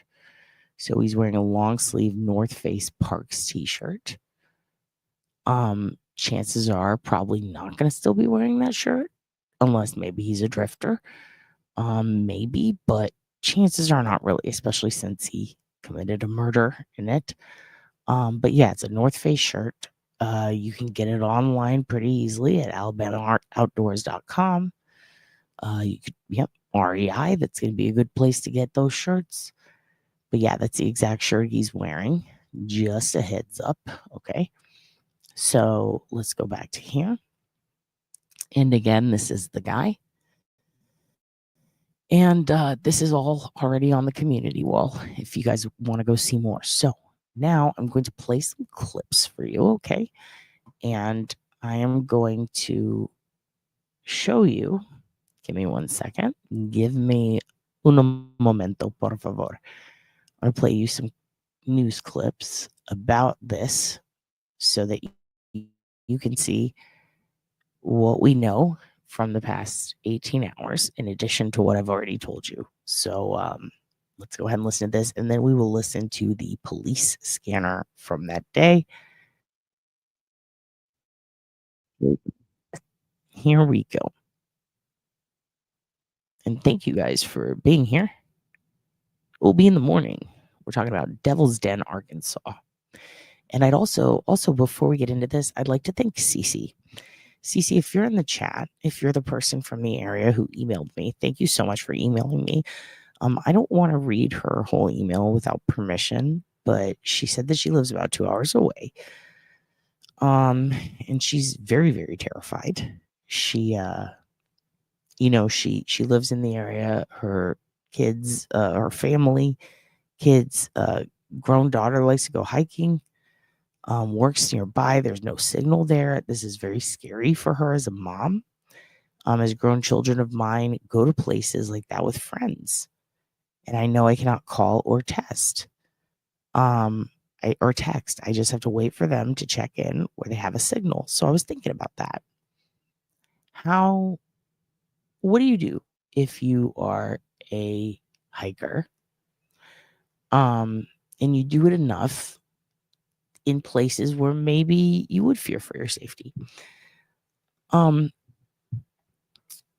much as I can't stand Elon, there is, for the sake of safety, we have to admit there is an option with Starlink. And also, I do believe that there are temporary modes that you can put your phone into for SOS mode, even when there is little to no cell phone service. But I think what I'm going to do is, especially because, you guys are right, there are a lot of weird things like this happening, and it is summer, so a lot of people are camping.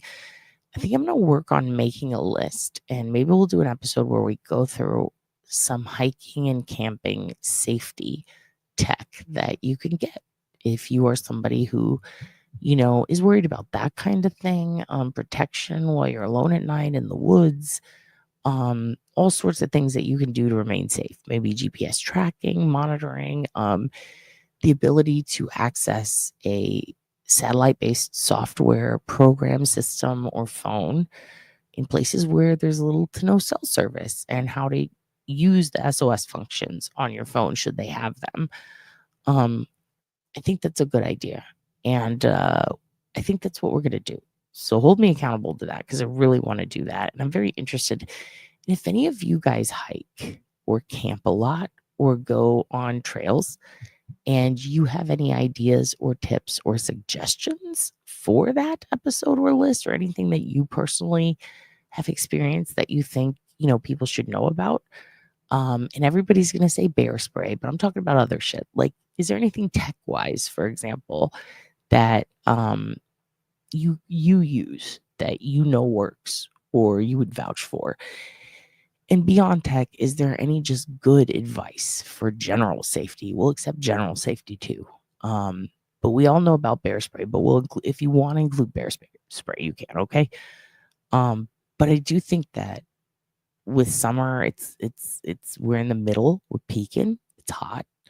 A lot of people want to go to watering holes. A lot of people want to suffer through hiking, which to me is just difficult, annoying walking. But if you want to do that, get yourself a Plum Awesome stick is a good one. Heavy camera tripod. Thank you very much. What can people get? I know that there are families who have gone hiking and not come out because of dehydration. People who get lost. What do you do if you're like that rock guy and you get crammed in a rock for God knows how long? What do you do? Thoughts and prayers aren't going to work. Let's think about nipping that in the bud without ruining your adventure. So email me and let me know. It's Oblivious Benson question or questions. You can plural it now, and I will get your email. Maybe I'll add it to our list. Okay? All right, let's watch this.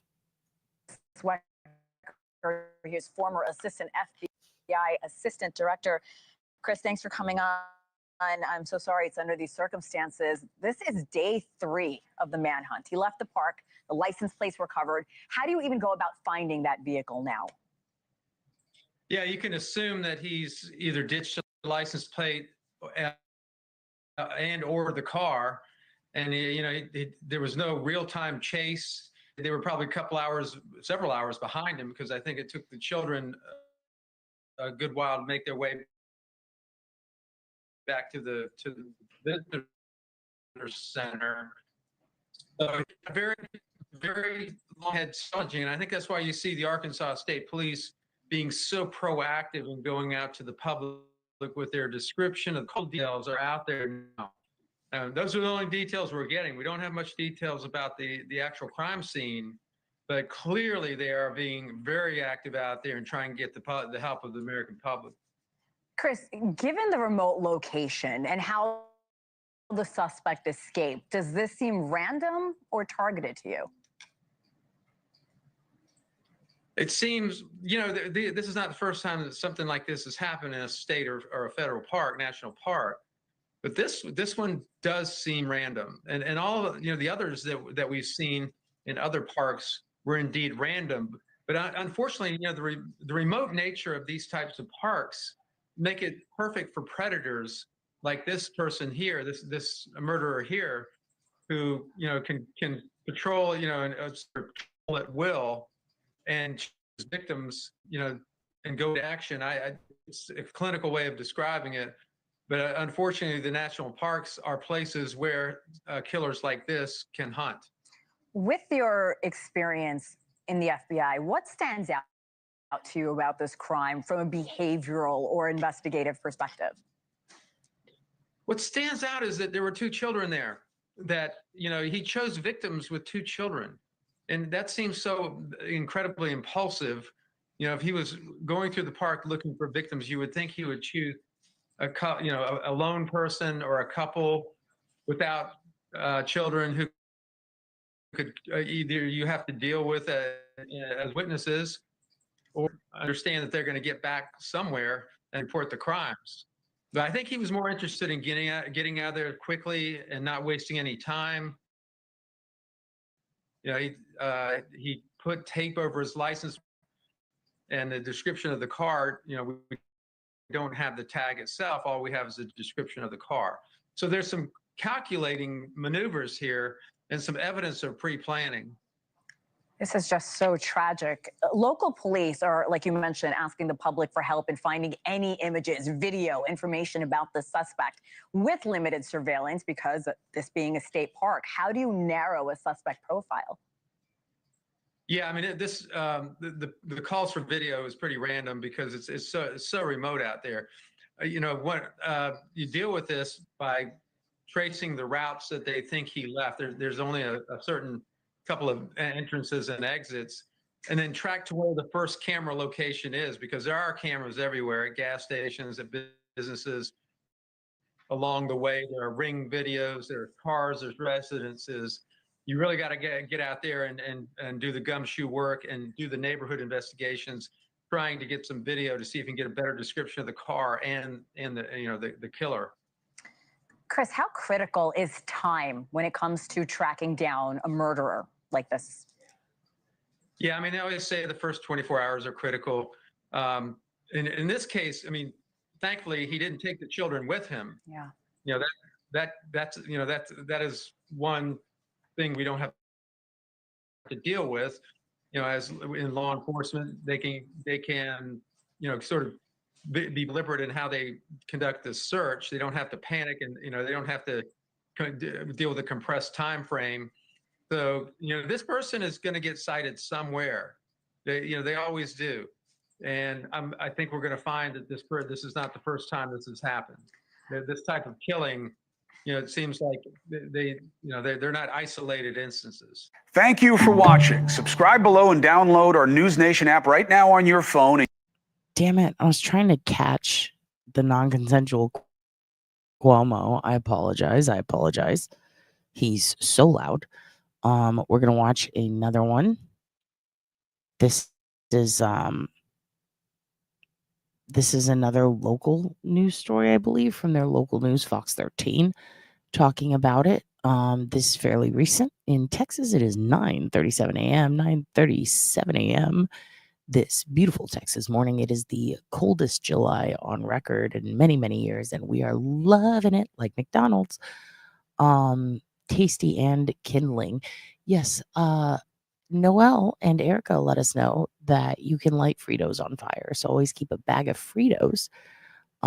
They act as both potatoes and kindling. Also, and they're very oily. Thank you, Erica. So I asked X this past week if you had to choose for one or the other to solve a crime for you, your crime, your murder, if you will. If you had to pick one to solve your murder, who would it be? Would it be a potato, a baked potato to be specific, or Jennifer Coffindoffer? I got, what was it, like almost 200 replies, responses, retweets, likes, and then retweets got a whole bunch, and then responses got a shitload. And literally everyone chose the baked potato. Everyone, almost 200 chose the baked potato. Some were FBI agents, and that turned into a whole thing. Threats were made to a woman named Jodine, who I really enjoyed. At first, I thought she was mad at me, but I was reading the thread wrong. But even she, a fellow FBI agent, said potato. Literally everyone chose the potato. A politician chose the potato. A professional athlete chose the potato. A little old lady from California chose the potato. Everybody chose the potato. Young boys, old men, incels, and hardcore right-wing dudes, hardcore left-wing dudes, law enforcement, non-law enforcement, punks, thieves, weirdos, everybody chose the potato. So that's that in potato news. There were also intense discussions between me and a man named Mr. Ketchup, who chose the potato. And Mr. Ketchup is awesome. Anyway, back to this. An urgent manhunt for a killer. This man killed a couple in a West Arkansas state park. And now we are hearing the moments that first responders arrived on that scene. Unit still en route to attack the male and a female on Devil's Den hiking trail, and we suspect the suspect to have injuries due to the witness seeing the suspect stab one of them. Okay, so maybe this killer had some injuries, right? Arkansas State Police say this married couple, found dead on a walking trail at Devil's Den State Park, about 4 hours west of here, walking with their 2 daughters, and this man attacked them and killed them. The children were right there. Troopers say the children were not hurt, though, and they're with their family safe this morning. Investigators describe the killer as a man last seen driving a black 4-door sedan with a plate covered by tape. That they couldn't say anything, but that everything was closed for an emergency. We then went over by, it was a creek trail of some sort, and a park ranger said that they had an active scene. God's going to help them, because those people didn't deserve that. I mean, they're just out here just trying to enjoy their time. Yeah. That family lived near that state park. They had recently moved to that area. Just a tragic situation, and the daughters witnessed it, we understand. Governor Sarah Huckabee Sanders says that law enforcement is not going to rest until this killer is brought to justice. So I want to bring in Tony Bruschi, host of the Hidden Killers podcast, who's based in Arkansas and who's been on this story from the start. Thank you so much for being with us, Tony. This is Tony Bruschi coming at you, Ski. Okay, he has his own channel. It is, what is it? Don't they mention it in here? Come on, give a shout out to Tony Bruschi. Where is he? Okay, I'm going to find it in a minute. Hidden Killers podcast. Hidden Killers is his podcast. Tony Bruschi. Check him out. He does have some footage from locals there, and he also lives in the area, and he's been just on this shit, and he's spoken with the 911 dispatcher. And shout outs to you, Tony. I'm sorry that this happened in your town. He looks like a very nice man, and he gets a lot of really good info from locals to give insight into the area, how people feel about it, and literally the only person I could find with actual footage of the car.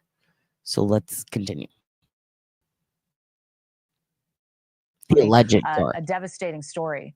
You spoke with a couple that may have seen the suspect. I mean, what did they have to say? And when you first heard about it, your reaction? They said they are 100% sure that this was the suspect that they saw on the trail. That's what they left us with. But what they brought in was a story much like many others that day, out on a beautiful summer day near 100 degrees in Arkansas. A heat index of 104 that afternoon, and they were out walking. The couple was together with a brother and sister and a pet dog, and down the trail they saw a man coming their way, and they immediately found him to be odd. He was by himself, but the way he was dressed in full black attire from top to bottom, and on a mission, it seemed, wearing a large mesh backpack that was very out of place, as you see in the graphic that's on the screen right now. They didn't know what was going on, but as he approached, they described it as a death stare that they got as he looked at them all up and down. And they all had very visceral reactions, describing it very much as bad energy coming off of this guy. And they didn't know much else until the very next day when they heard about it on the news, and they all looked at each other and said, that was the guy that passed us. And when the sketch came out today, which actually was based on their observations that they gave to us here at the Hidden Killers podcast, they thought that composite was very, very accurate to what they saw. Wow. I mean, talk about trusting your gut, right? I mean, so many of us hiking on the regular, and it's, but when you're out there and you get out in the woods, you do sometimes have that sense of, man, I mean, there's places on hiking trails where nobody could hear you scream. Tell us a little bit about where this hiking trail is. You're from Arkansas, you're there now. Is this a safe area? Do a lot of people go there? It is. It's just outside the city of Fayetteville and also Bentonville and Rogers. It's otherwise known as the NWA area, Northwest Arkansas. Walmart is headquartered here. So it is a very safe area. It has a very... I did also see somebody in the comments talked about it being the headquarters of Walmart. A lot of people are bringing that up. I mean, I'm not sure if that had anything to do with it, but interesting. Interesting thought. I would like to know more. Some people said that the shoes that he's wearing are like factory worker shoes, shoes that people who work on their feet a lot wear. In my head, I'm automatically thinking like shoes for crews, like wait staff wears. A lot of nurses now wear that, and they wear Crocs. I guess the specific type of shoe is something pretty common there.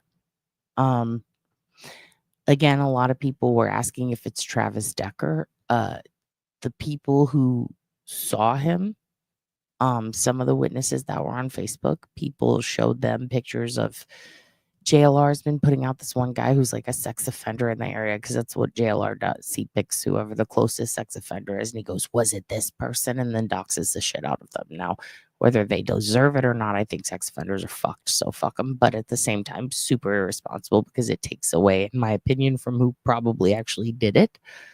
However, people have been showing the locals who claim to have seen this guy and the family on the trail, or some of them one or the other, those pictures, and pictures of like, what's his name? I just blanked. It just said his name, Travis. And they said no. So, they saw him. There is a sketch. This guy is apparently a smaller build. And he also has dirty blonde hair. So that's something to consider. And you can kind of tell the filtration on the photo that they're providing is slightly off. I don't know about incel. I wouldn't really say that because it's a family, but who knows, could be. Just anybody who does stuff like this, you do have to wonder about some sort of antisocial personality disorder, or was it, mental illness? Always, everybody says that. But it definitely doesn't feel personal, especially based on what the kids said. And the kids are like, we don't know him, and they are of age to where I think that they would know if their parents knew someone or not. But also based on what the mother apparently said, it sounds like this is a stranger. But he was seen a lot.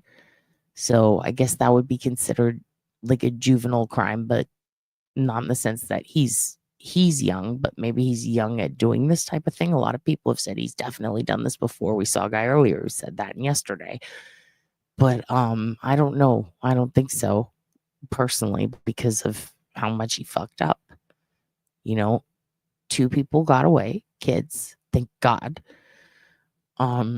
He was seen by multiple people. He didn't do enough to disguise himself.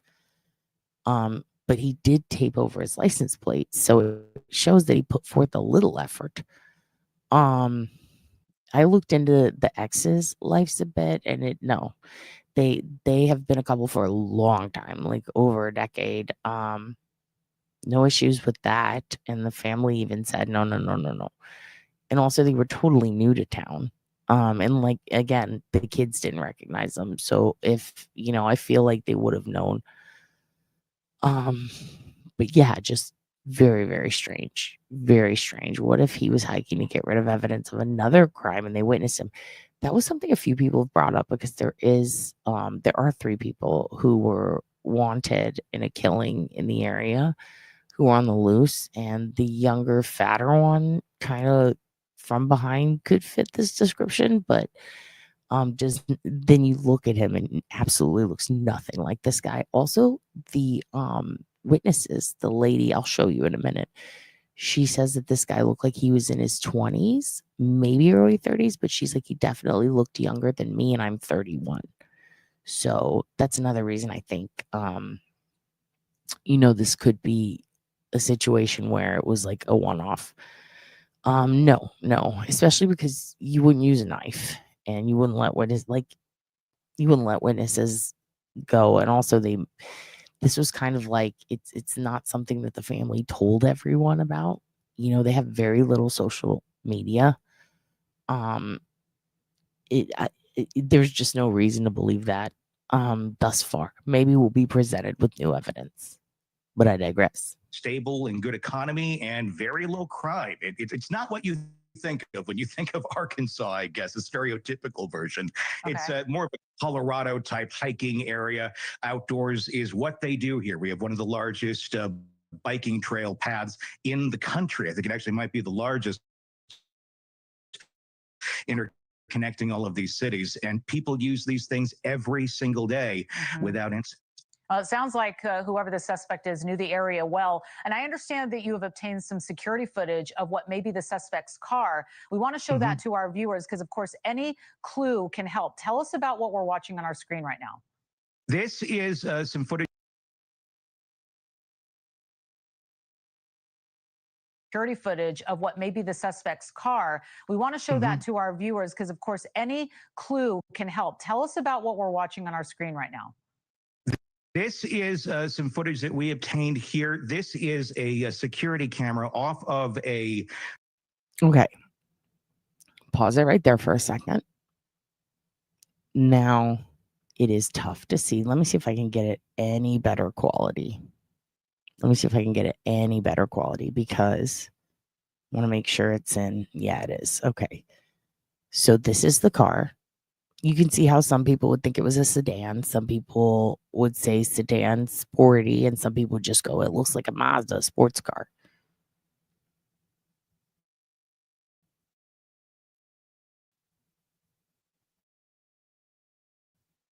Of a home very First, it looks like a 2-door, but it's not. There's one part, at least right here, like when it's passing, you can kind of see right there. But I think I also thought the same. I thought this looks like a 2-door, but as it gets closer, right about there, you can see the 2 different doors on each side. So I think this is a 4-door, right? But here's another thing you see. Look right there. I know it's hard, but where the tires are, it looks like there's black rims. So that's interesting because I'm going to show you a picture in a minute. I want you to see. I like to analyze the 2 and see if they are the same vehicle, this and the other picture I'm going to show you, and you're going to see why. camera off of a home very near. Oops. I'm going to let it go because we are experiencing nodes. Let it go back one more time.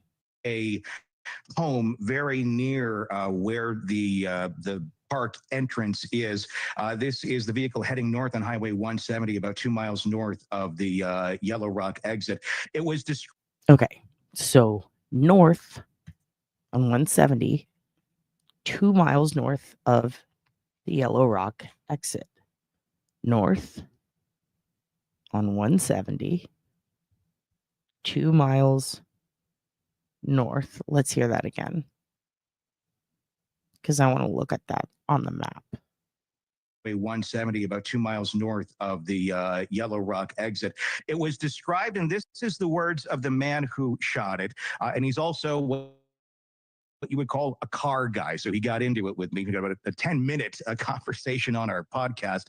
Black four-door sedan, quad exhaust tips, 2 on each side, matte or semi-gloss black paint, tinted windows, black rims, small spoilers, sleek spoiler luxury design, no visible license plate, completely taped over. He said it sounded like an active exhaust, probably going 60 to 70 miles an hour. He, unlike what the police have put out right now, he disagrees. He's not sure if it's a Mazda. He said it could be, but in his opinion, it might not be. He thought it was more of an Audi Acura TLX, possibly a Mercedes. Okay, now I'm going to pause this. All right, and I'm going to remove this. And let me pop back in, because now I'm going to show you, and then we're going to come back to Tony Bruschi. But I do want to show you the car. Here we are. It's kind of difficult to see. And I recognize that back. Hold on. Here we go.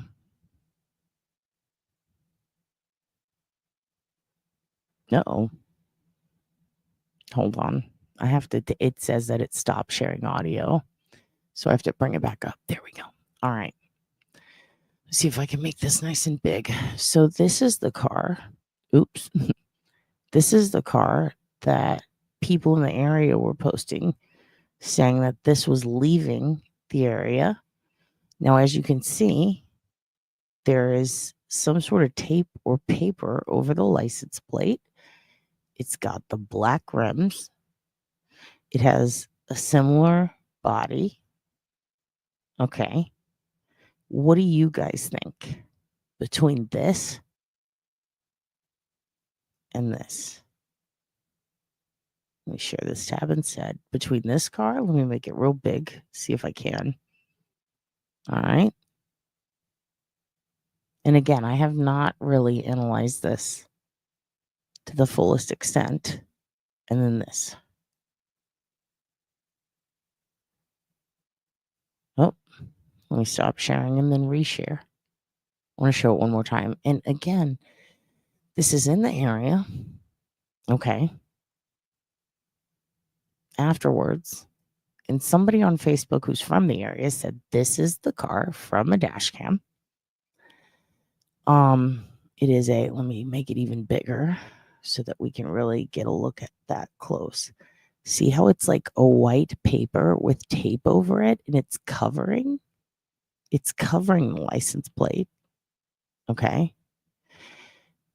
I'm not sure if that's a reflection or if there's some damage right there, but you've got the black rims and the shape of the body of the auto.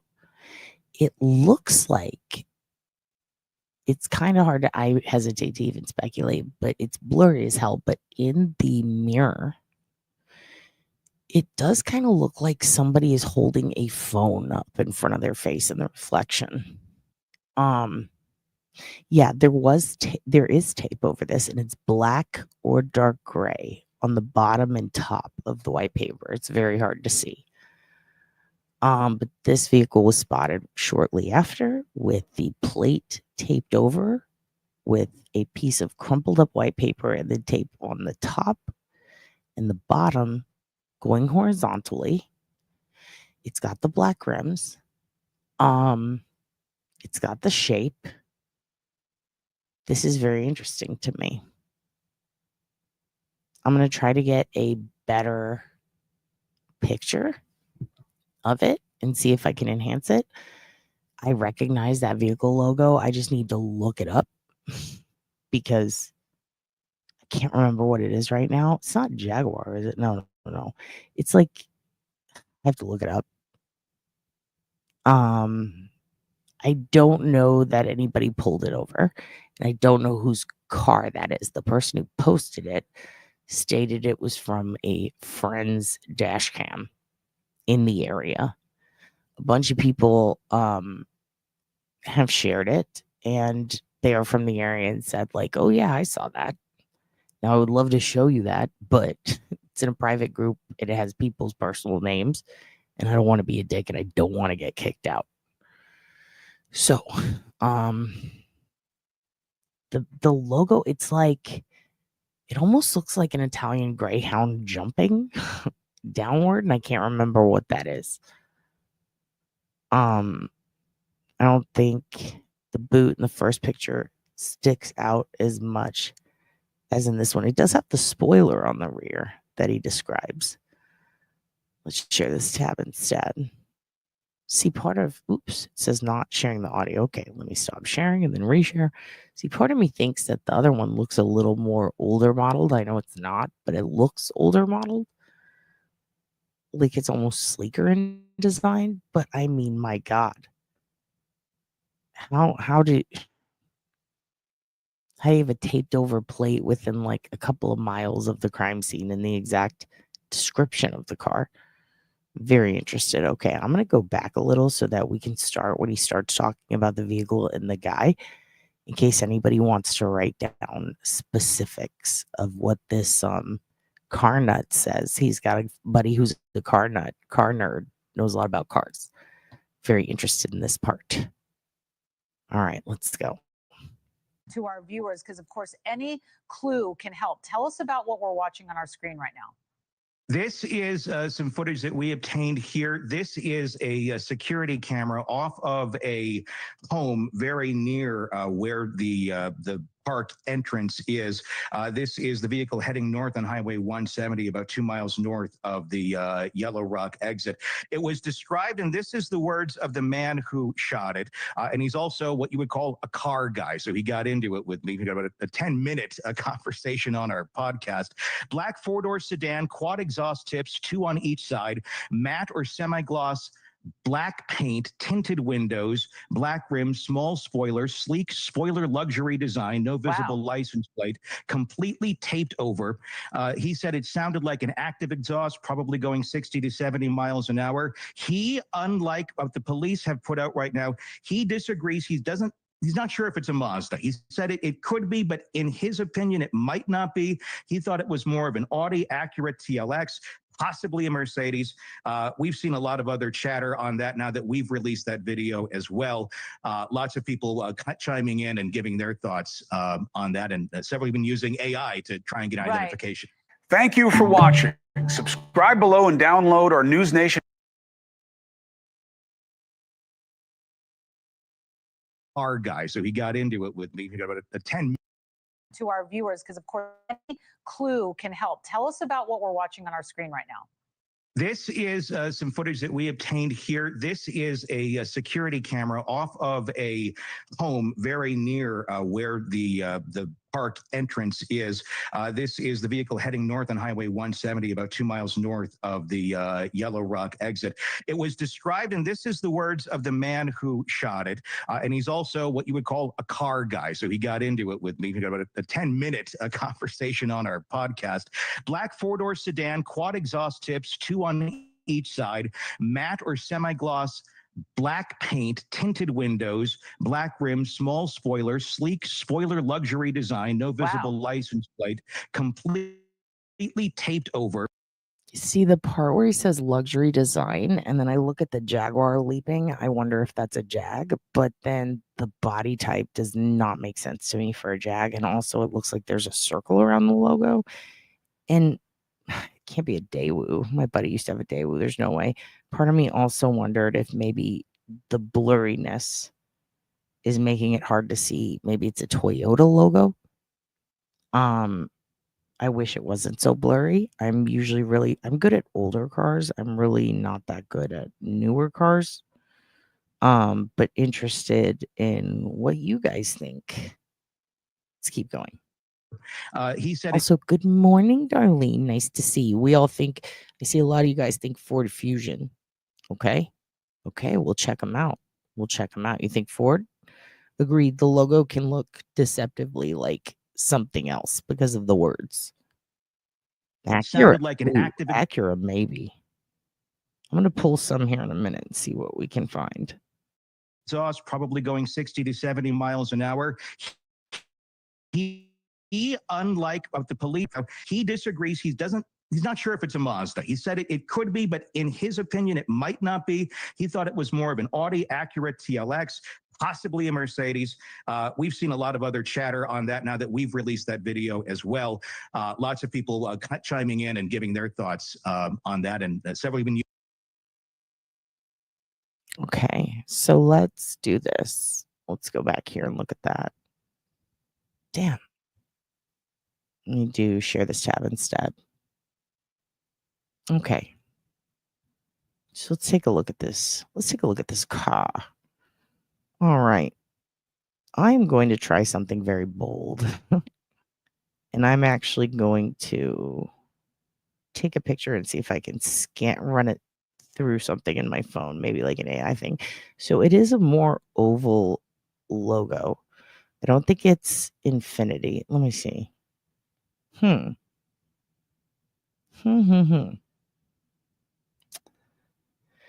Anybody have any thoughts looking at this? Look at it as close as you can. I am wondering, could it be Hyundai? Is that like the diagonal H? That definitely looks.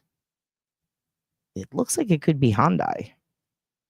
It's not Audi. It doesn't have the circles. It's not a Subaru, is it? Ford Fusion sedan. Okay, let's see. Ford Fusion sedan. Let's take a look. Let me see. Okay. They look like they kind of look like they have a really long front end, though. I'm going to add this to the wall, the post wall. Yeah, the back does not look like Ford Fusion, it seems. Yeah, I don't know. The back looks totally different. Let me check Subaru. Let's check Subaru, shall we? And maybe let me pull it up. Subaru. I feel like, let me see. Black on black on black. Okay, Subaru with black rims. Black. Subaru.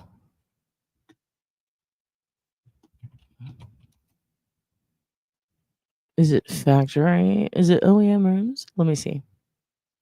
Okay, it's pausing. That's incredible. That's great. How about this? I'm going to pull up a few while okay. That is 100% a Ford Fusion.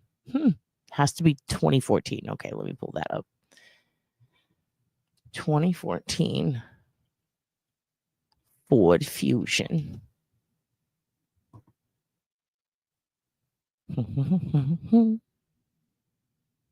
Is it a good idea to buy one? Is the top question. Okay.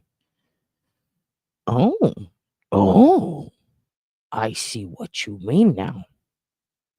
Now this one has a spoiler. Okay. Here, let me do this. Let me pop this over so you guys can see. Get a good look at that. Get a good look. Okay. We're not going to say 100% on nothing, though, until we confirm. We're going to say 98. All right. Let me stop sharing this and let me share it with you. A Ford Fusion. Okay. And then we're going to listen to the audio in full from the calls that day.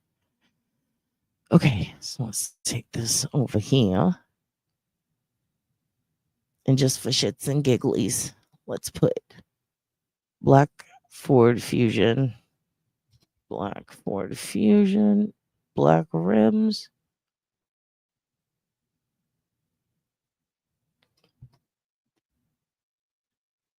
(2014) black Ford Fusion.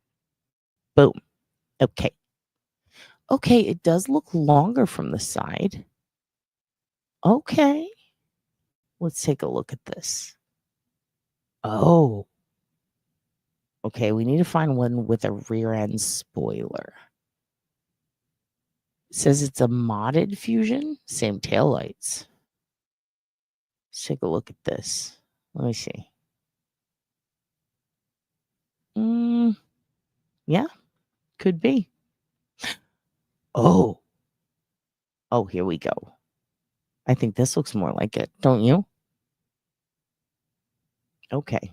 I see what we're doing here. I think you kids could be onto something. Okay. I'll accept it. I think this is a possibility. And look at the front. Is it a long oval? Yes. Okay, this could be it, you guys.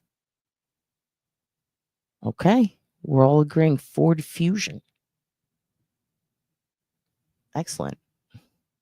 I think you kids are right. Okay. I wish we could get a look at the back end a little more. Not trying to be crass. But let's see if we can get a good rear view. Oh, here we go. Here's one. Okay. And it has, can't really tell if it has a spoiler, but let's take a look at those lights. Okay. And now let's go bada bing, share this instead. Okay. Now I'm going to check back. Yeah. I think you guys are right. Yep. That looks about right. All right. Okay. So I think you guys might have it. Definitely some sort of Ford Fusion. Definitely maybe. Okay. Definitely maybe. All right. Well, let's see. Now we're going to listen to the audio from Broadcastify from that event, and feel free to take notes if you guys hear anything that you think is important to add to the conversation. Let me do this. I'm going to actually, you know what? Let me cancel that. Here's what I'm going to do, because I actually can drop the file in here. I'm going to play for you. Let me pull it up. I'm going to play for you guys. We're going to do flea market again. This is your break. This is your PP break. If you have to go PP, please take a break now. I'm going to load a file and we will be right back. Okay. Because I want to play for you this audio file. Okay. So living rooms, bedrooms, dinettes. Give it one moment and I'll be right back. Living rooms, bedrooms, dinettes. Oh yeah, you can find them at the market. We talking about flea market, Montgomery. It's just like a mini mall. Oh yeah, come shop with us. I said flea market, Montgomery. It's just like a mini mall. Hey, you heard me. Come shop. Living rooms, bedrooms, dinettes. We got it. You need it. You'll find it. It's just like a mini mall. Hey, you heard me. Come shop. I said flea market, Montgomery. It's just like a mini mall. Hey, living rooms, bedrooms, dinettes. Oh yeah, you can find them at the market. We talking about flea market, Montgomery. It's just like a mini mall. Hey, don't stop. Let's make it a dance. Come on now, to the left, to the right. Let's do this dance. Hey, to the left, to the right. Let's make this a dance. Flea market, Montgomery. It keeps you at it like this now. Hey, flea market, Montgomery. It's just like a mini mall. Don't stop. Let's dance.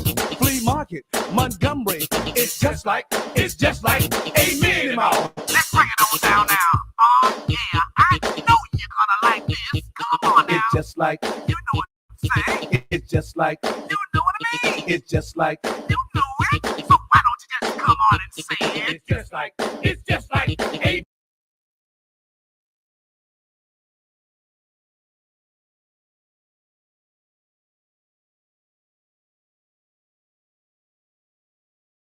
Hello, folks. Nuck here. A lot of you have been asking me about my morning routine, so here it is. It's my new teeth. Snort-worthy smile, if you ask me. So I like to start my morning by waking up at 2 in the afternoon, get a quick lift, lick, and lurk in before I go off and spend the next several hours in the woods. And this time is mainly for my free-form lurks. I just lurk like no one's watching.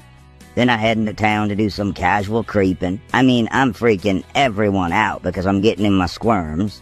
But you gotta squirm to stay firm. I forget what I'm doing for the next 3 days and get an office job that I absolutely hate. Spend most of my time hiding in the storage closet, but all my coworkers know I'm in there. The next 26 hours I'm purposefully unconscious, come to so I can try on some tuxes because I'm getting married. Love to Ragnora. I'll practice my funeral for 30 minutes, at which point I gotta pretend to listen to someone tell me about a dream they had, but I'm really just thinking about what I'm gonna say. Then, and this is important, I'll just wait, eerily, for hours. What am I waiting for? A big heap of nothing. I wait to wait. I'll spend 2 minutes trying to create fire with my mind, giving me just enough time for a last lurk before the day begins. That's the Bobo way.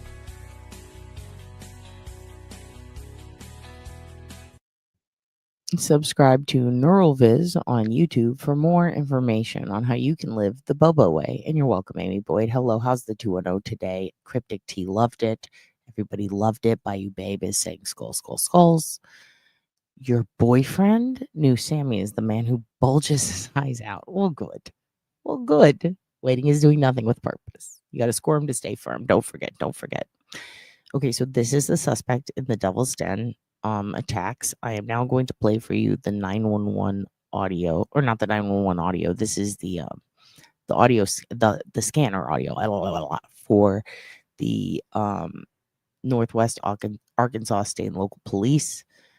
And this is, I believe this one is a multi-unit scanner. It's got a bunch of different channels on it, so it includes EMS, fire, and police, and the parks police. So it is a lot. You are going to hear some uncomfortable 1990s sounding beeps. I do apologize. Just be wary. If you have headphones on, get ready to get woke the hell up because it is very loud. Okay. Please let me know if you have a hard time hearing the audio. I do have it turned up nice and loud. So here we go. It's about 8 minutes, and this is the scanner audio from that day. Sure, Medic 1. Medic 1 at destination.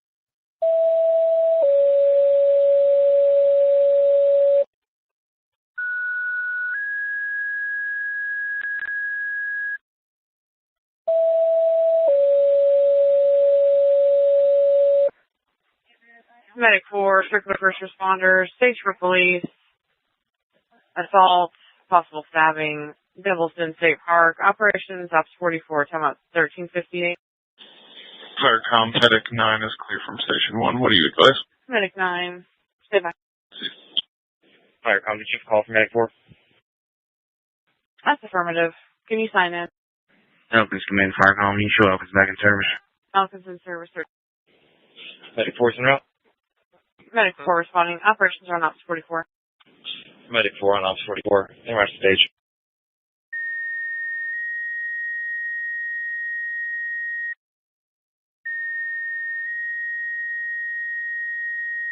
Basic to subject your house location assist 1753 East Zion, apartment 69. Operations Ops 40. Time out 1401. Basic 2 is responding. You're responding at 1401. Firecom 1714. What's the location in the state park that we need to be responding to? Medic 4 and Strickler. Washington County received a call from the visitor center. 2 children are there. They advised that their parents were assaulted. One was possibly stabbed. The parents are missing. If you'll just stage back for police. Medic 11's at destination. Medic 11 destination 1402. 1717 responding. 1701 responding. Go ahead. Faircom, we're going to be in service. We do need to decon our truck and possibly get supplies. Receiving in service. Firecom, Strickler Car 1 responding. Strickler car 1 responding. Firecom, are we on 43? Negative. Ops 44. 1216, Devil's in. 1222, 1216. You at the VIC. Into lower Devil's in. We're all sweeping the trail, me and I've got a maintenance person with me, interpreters with first aid kits trying to locate the family. Do me a favor and ask them again what the parents' names were and just relay on this channel. 10-4. 16, I'm 5'5". Do we need to sweep the, social trails or just stay on the main trail? Cover the main trail right now first. Oh. Copy that. Help. Sweep the main trail first right now. Main trail? Icebox, hiking down. Looking for help. Copy that. Say again. Repeat. Here, yell, calling for help. We're hiking down. I think they're... 10-4, we're hearing them too towards the end of the lower part of the Devil's End Trail. 10-4. 1216, 1220. I'm pausing it for a minute because I don't know if you guys noticed. She said that they heard yells and they were walking down.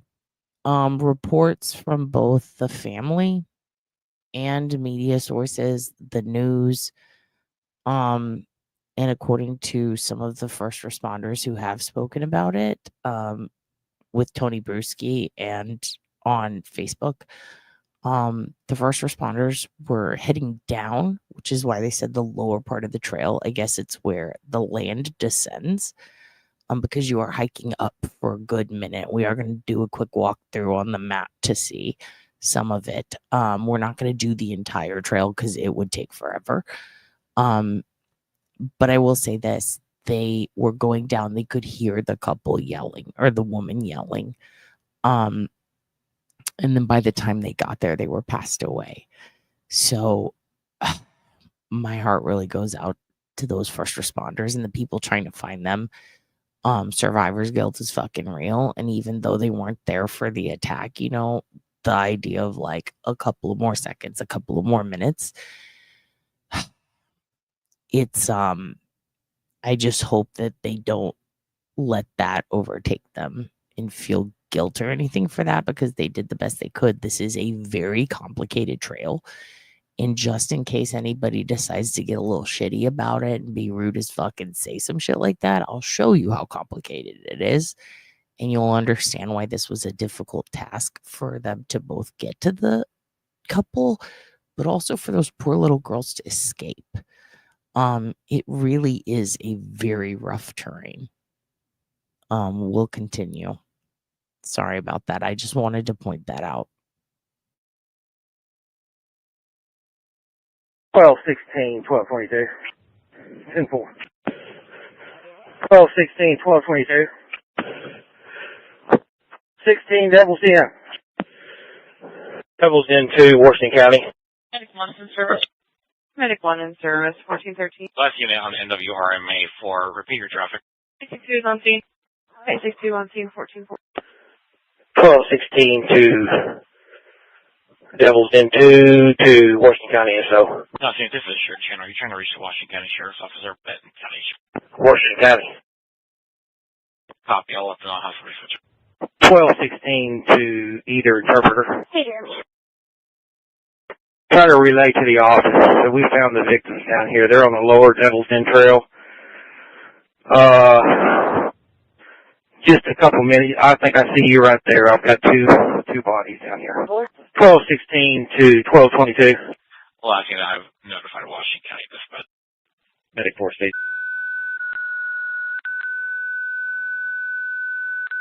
Medic 1, 33 Alpha, Encompass Health, Money Painter, Operations Ops 40, time out 1417. Medic 1 responding. Medic 1 responding at 1417. Medic manifested 1417. Medic 1, your patient will be in room 112 window, 95-year-old male, needing evaluation after an unwitnessed fall. No reported injuries. 1216, 1222. Medic 1 on scene. Medic 1 on scene at 14. 134 was 74. Danville Squad 3 to Mercy Rogers, patient care report. Fire call Medic 11 in service. Medic 11 in service at 1421. 1222, 1215. 1222, 1216. This is Mercy. Go ahead. Good afternoon, Mercy. This is Danville Squad 3. I'm just giving you a heads up. We're about 20 minutes out from your facility. We're coming in non-emergent with a 20-year-old female.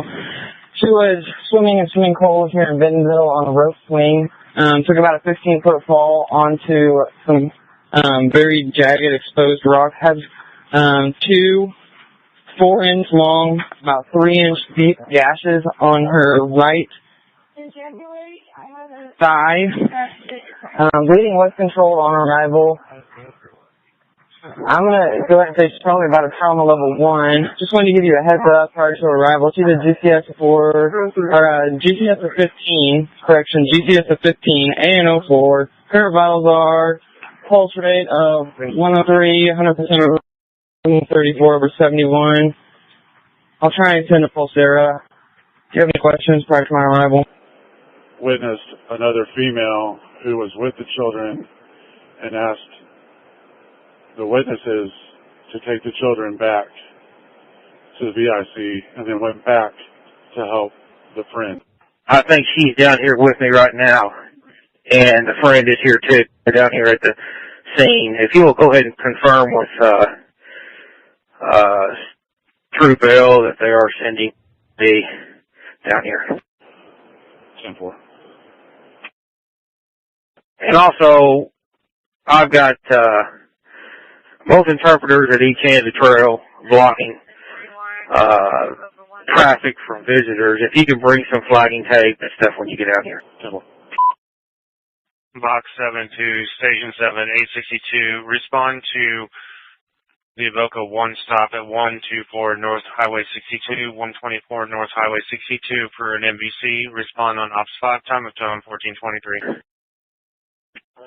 If you would go ahead and confirm with county and state police, I've notified both of them, but I want to be sure they know our existence. And 10-4. County's here with me right now. You go ahead. Medic 3 Elkin, first responders. 1 Charlie abdominal pain, 1055 Raspberry Street. Operations Ops 42, timeout 1424. 1717, this is 1714.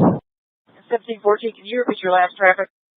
1717, what's your location? 1710, I'm coming around Sharp Curve right now.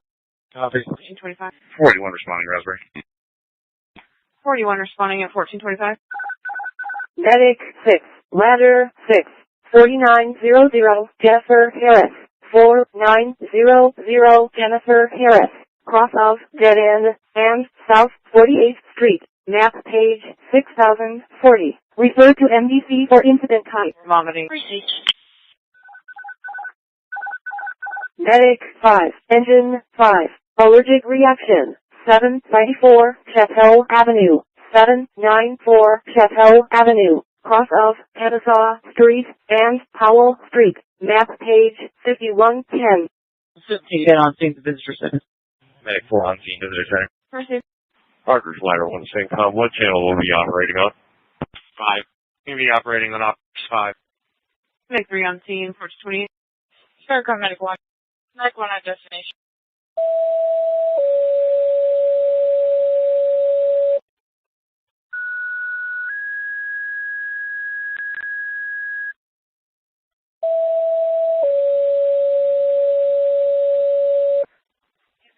Medic 4, circular first responders, stage for police, assault, possible stabbing, Devilston State Park, operations, Ops 44, timeout 1358. Firecom, Medic 9 is clear from Station 1. What do you advise? Medic 9, stay by. Firecom, did you call from Medic 4? That's affirmative. Can you sign in? Elkins Command Firecom, you show Elkins back in service. Elkins in service. Medic 4's en route. Medic 4 responding. Operations are on Ops 44. Medic 4 on Ops 44. En route to stage.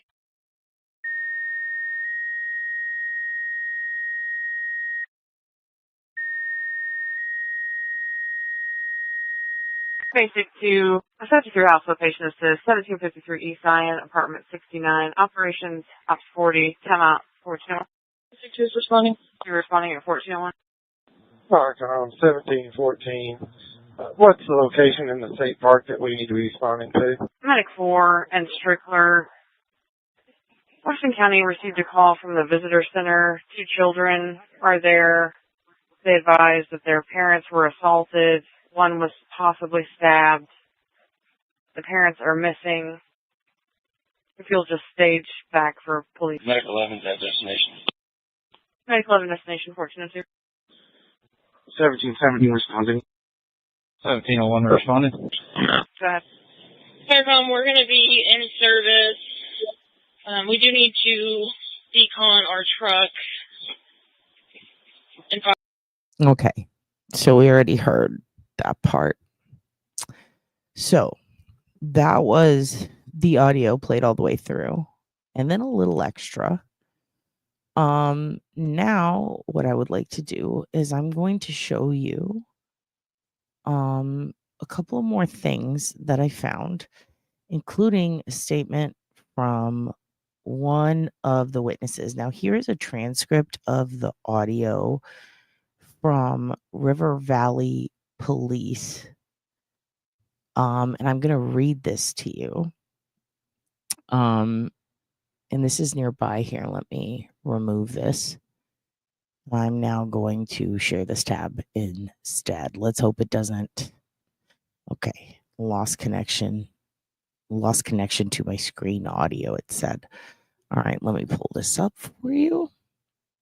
Now some of this is a bit broken, but it says Fort Smith to all post units, updated information out of Washington County on armed suspect. Suspect is going to be a white male wearing white gloves, sunglasses, dark colored pants, and dark colored tank top. Attacked a male and female on the Devil's Den hiking trail. Now, a tank top is very different from a long sleeve shirt.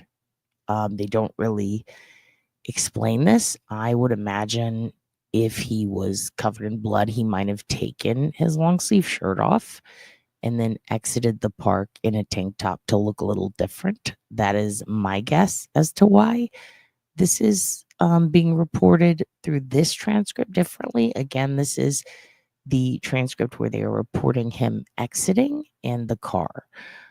Description from witnesses. So he likely had a dark colored tank top on under the long sleeve shirt, I am guessing, because I think that's a big thing to notice. I will say one time when I was downtown, I saw a guy getting in a fight with another guy. It was very brutal. A dude curb stomped a guy in front of a lot of people. And as I was walking away, very freaked out and terrified to my car, the guy who did it passed me going very quickly, and he was just walking, like power walking, like a mall walker. And then he took his long sleeve shirt off, and underneath it, he was wearing a wife beater, and he just tossed it over the bridge, and a cop came on a bike, and I told him. But yeah, like that's what I'd imagine in my head. That's what I pictured here as to why that's different.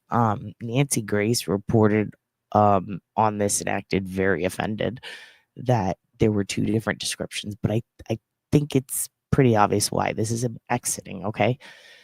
Attacked a male and female on the Devil's Den hiking trail, then took off in a small black sports car, was taped over plates. I think it's supposed to be with taped over plates. This is the transcript of a 911 call, and sometimes it catches words wrong. Direction of travel went across the bridge, leaving Devil's Den, and stayed on the highway. Both victims are still missing, and our suspect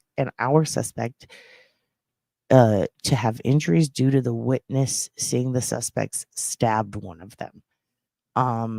This gibberish essentially means they do believe that the suspect had an injury. The witnesses saw this guy stab one of them. That would be the dad. Unknown what charges will be. As of right now, Washington County will update further. If the vehicle is located, stop and notify Washington County. So that's what that's about, okay? So let me remove this real quick. I will show you. Okay, I can show you. Let me show you this part. I just want to cover her name. Okay. So this is a post from one of the witnesses. This is her statement on Facebook.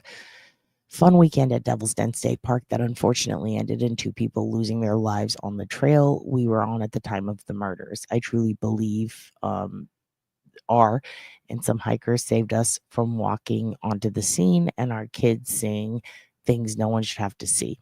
We turned around at the right moment, but I think we saw the killer.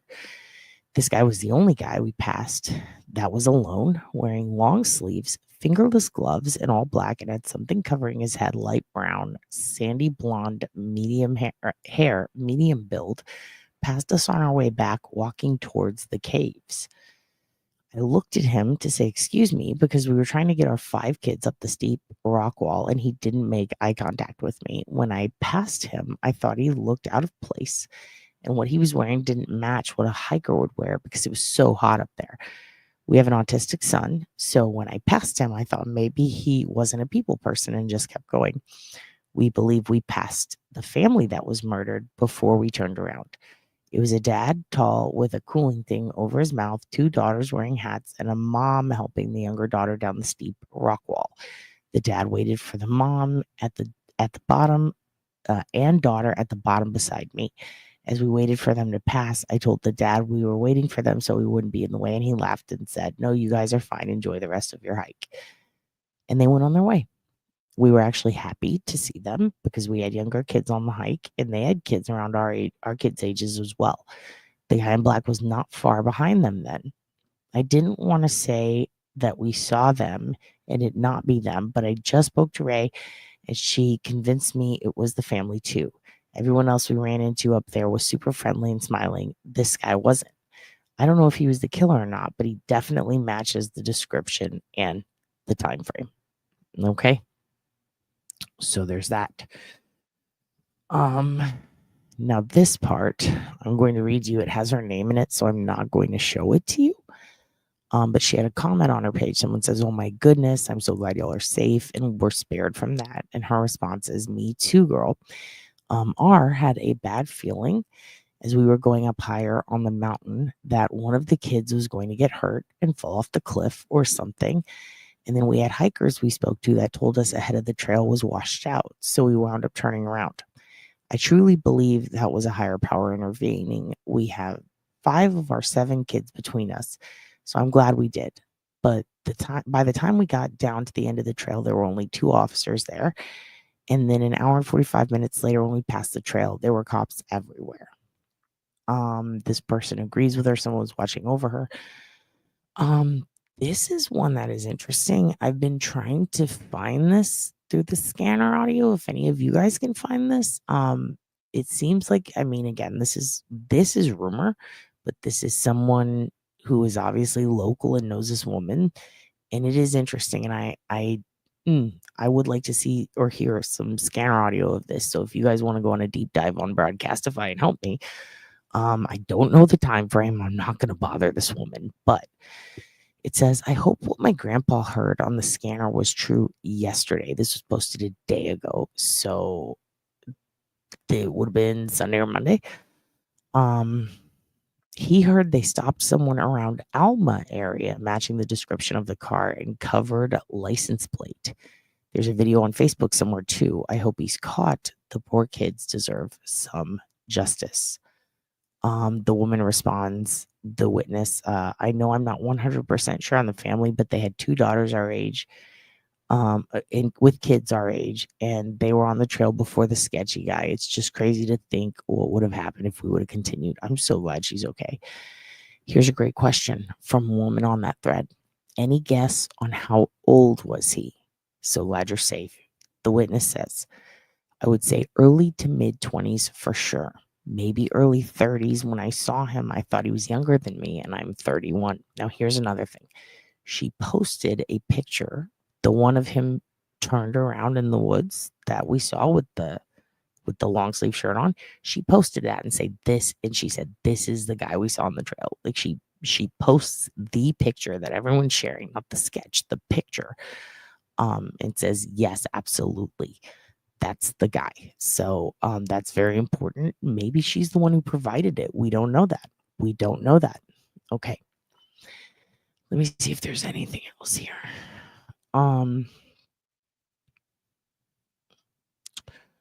Okay, let's see.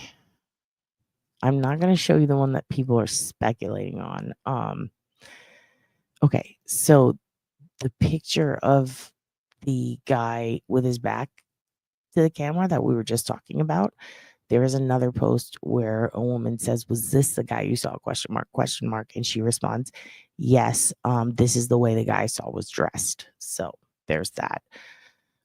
Here's another interesting post I saw. The Dollar General store at 4 Mile Road in Fort Gibson was robbed with a gun in a black car. I think he meant with a guy in a black car.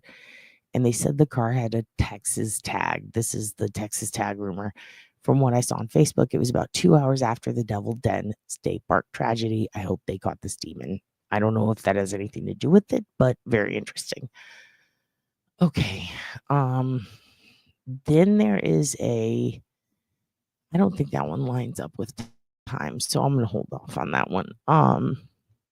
You will see JLR putting out a picture of a guy that, he says it's this guy. He's a pervert. He lives nearby. He's got a sex offender background. He reportedly lived off the grid for periods of time in remote wooded areas. He has a criminal history of sex offenses. A lot of people are sharing this guy. I'm not going to say his name because we don't know if it's him. But one of the people who was there, and I'm not going to say their name either, did take a look at that guy and said, no, it's not the same guy. So, and this is Arkansas. And it is very close to the border of Oklahoma, which is just to the left of it. And I would highly recommend anybody check out this Tony Bruschi guy. I'll put a link to his stuff below. He is a local. He's been covering the shit out of it. Very good. Hey, thank you, Litigation Examiner. It's nice to see you again. If I can find anything else about this, I will keep posting about it. I think the most important thing we can do right now is maybe get some perspective now, so that things don't get out of control like Delphi. Remember how everybody was getting accused? It got crazy. The question Mark Higgins style. What do you mean? I don't know what that means. Please explain in the comments. Okay. So, one more look at, let's do this. Oh yeah. So a family member, I don't want to share their picture. I mean, they say what has already been said. But a family member did post the two daughters were rushed to the car by their mama after her husband had been stabbed and rolled down a hill. It was on a hiking trail. She rushed their daughters to the car and thought she could help her husband. The bastard was still there and stabbed her as well. That is a family member, a man who claims to be, he says, my sister-in-law, the mom, is obviously very torn up. And then his sister, the man who was killed, his sister, that was my husband's eldest nephew. His sister, her husband's sister, lost her husband 2 years ago, and now this. I was shopping for things for my mother's memorial service. She passed in late May when my husband got the call. We are all in shock. So this family is going through 2 different deaths in the family, and then now 2 more. They do have a GoFundMe for funeral expenses. It is directly from the family. They're tagged and stuff with the couple, like they are relatives. And I will include that below. Okay. So here's what we're going to do. Again, if you see that guy, if you live in the area, you are going to want to call. Let me get that number. Now, people were saying the tip line wasn't working. It did have some issues. They have since fixed it. If you want to hear the sound of the car, I believe Tony Bruschi has that. I don't have anything with the sound of the car. I will try to find it, Noel, and if I do, I will put it in ASAP. And this did happen this past Saturday, and anyone with information, including photos or videos from the park the day of the murders or security footage from the surrounding area, is urged to contact Arkansas State Police. Okay. So what I'm going to do now is I'm going to show you guys now the entrance of this hiking trail is very odd. Never really seen anything like it. And believe it or not, I've been to a few trails, but this is a very weird entrance. And I'm going to show you here. Let me do this. I'm going to pull up the map. We're going to talk about a couple of things, and then we're going to walk the trail. And I'm just going to put background music on and not say anything as we walk it. Just so that you can kind of put yourself there.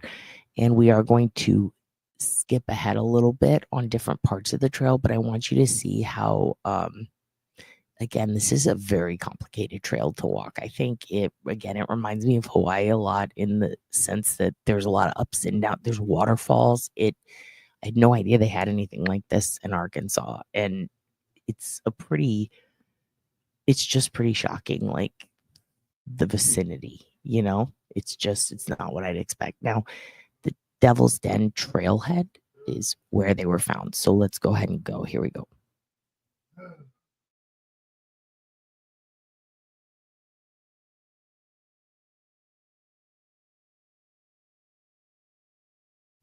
Give me 1 second. I'm going to give you some more flea market while I try to pull this up, okay? Here we go.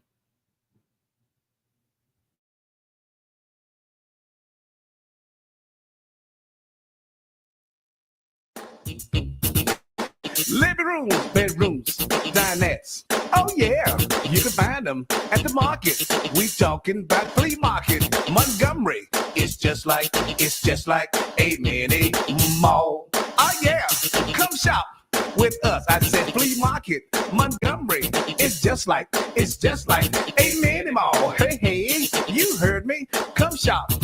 Living rooms, bedrooms, dinettes. We got it. You need it. You'll find it. It's just like a mini mall. Hey, you heard me. Come shop. I said flea market. Montgomery. It's just like a mini mall. Hey, living rooms, bedrooms, dinettes. Oh yeah, you can find them at the market. We talking about flea market. Montgomery. It's just like a mini mall. Hey, don't stop. Let's make it a dance. Come on now. To the left, to the right. Let's do this dance. Hey, to the left, to the right. Let's make this a dance. Flea market, Montgomery. It keeps you jumping. It's just like a mini mall. Check it out now. Everybody, like this now. Hey, flea market, Montgomery. It's just like a mini mall. Don't stop. Let's dance. Flea market, Montgomery. It's just like a mini mall. Let's bring it on down now. Oh yeah, I know you're gonna like this. Come on now. It's just like you know what I'm saying. It's just like you know what I mean. It's just like you know it. So why don't you just come on and say it? It's just like a mini mall. Oh yeah, you said it. It's just like a mini mall. Oh yeah. Get on the roof. I ain't never seen a big boy get on the roof. I ain't never seen a big boy get on the roof. I ain't never seen a big boy get on the roof. Big boy, I ain't been on the roof. Never seen a big boy get on the roof. I ain't never seen a big boy get on the roof. I ain't never seen a big boy get on the roof. Big boy, ain't lay on the roof. I ain't never seen a big boy get on the roof. I ain't never seen a big boy get on the roof. I ain't never seen a big boy get on the roof. I ain't never seen a big boy grill on the roof. Never seen a big boy grill on the roof. I ain't never seen a big boy grill on the roof. Big boy grilling on the roof. Big boy grilling on the roof. Big boy ain't grilling on the roof. I ain't never seen a big boy get on the roof. I ain't never seen a big boy get on the roof. Big boy ain't driving on the roof. I ain't never seen a big boy get on the roof. How you do it like that? Damn, you got tools on your back. Driving on the roof. I ain't never seen a big boy get on the roof. I ain't never seen a big boy get on the roof. Shit, big boy get loose. Shit, big boy get loose. I ain't never seen a big boy get on the roof. I ain't never heard shit any phone on the roof. I ain't never seen a big boy hop on the roof.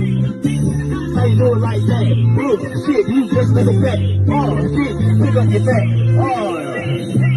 I ain't never seen a big boy get on the roof. Get on the roof. Get on the roof. Get your ass on the roof. Get your ass back on the roof. I ain't never seen a big boy leap on the roof. Take a big ass off.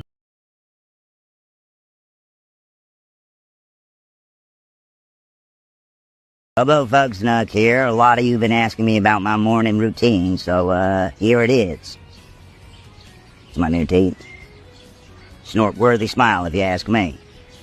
So I like to start my morning by waking up at 2 in the afternoon, get a quick lift, lick, and lurk in before I go off and spend the next several hours in the woods. And this time is mainly for my free-form lurks. I just lurk like no one's watching. Then I head into town to do some casual creeping. I mean, I'm freaking everyone out because I'm getting in my squirms. But you gotta squirm to stay firm. I forget what I'm doing for the next 3 days and get an office job that I absolutely hate. Spend most of my time hiding in the storage closet, but all my coworkers know I'm in there. The next 26 hours I'm purposefully unconscious. Come to so I can try on some tuxes because I'm getting married. Love to Ragnora. I'll practice my funeral for 30 minutes, at which point I gotta pretend to listen to someone tell me about a dream they had, but I'm really just thinking about what I'm gonna say. Then, and this is important, I'll just wait, eerily, for hours. What am I waiting for? A big heap of nothing. I'll wait to wait. I'll spend 2 minutes trying to create fire with my mind, giving me just enough time for a last lurk before the day begins. That's the Bobo way.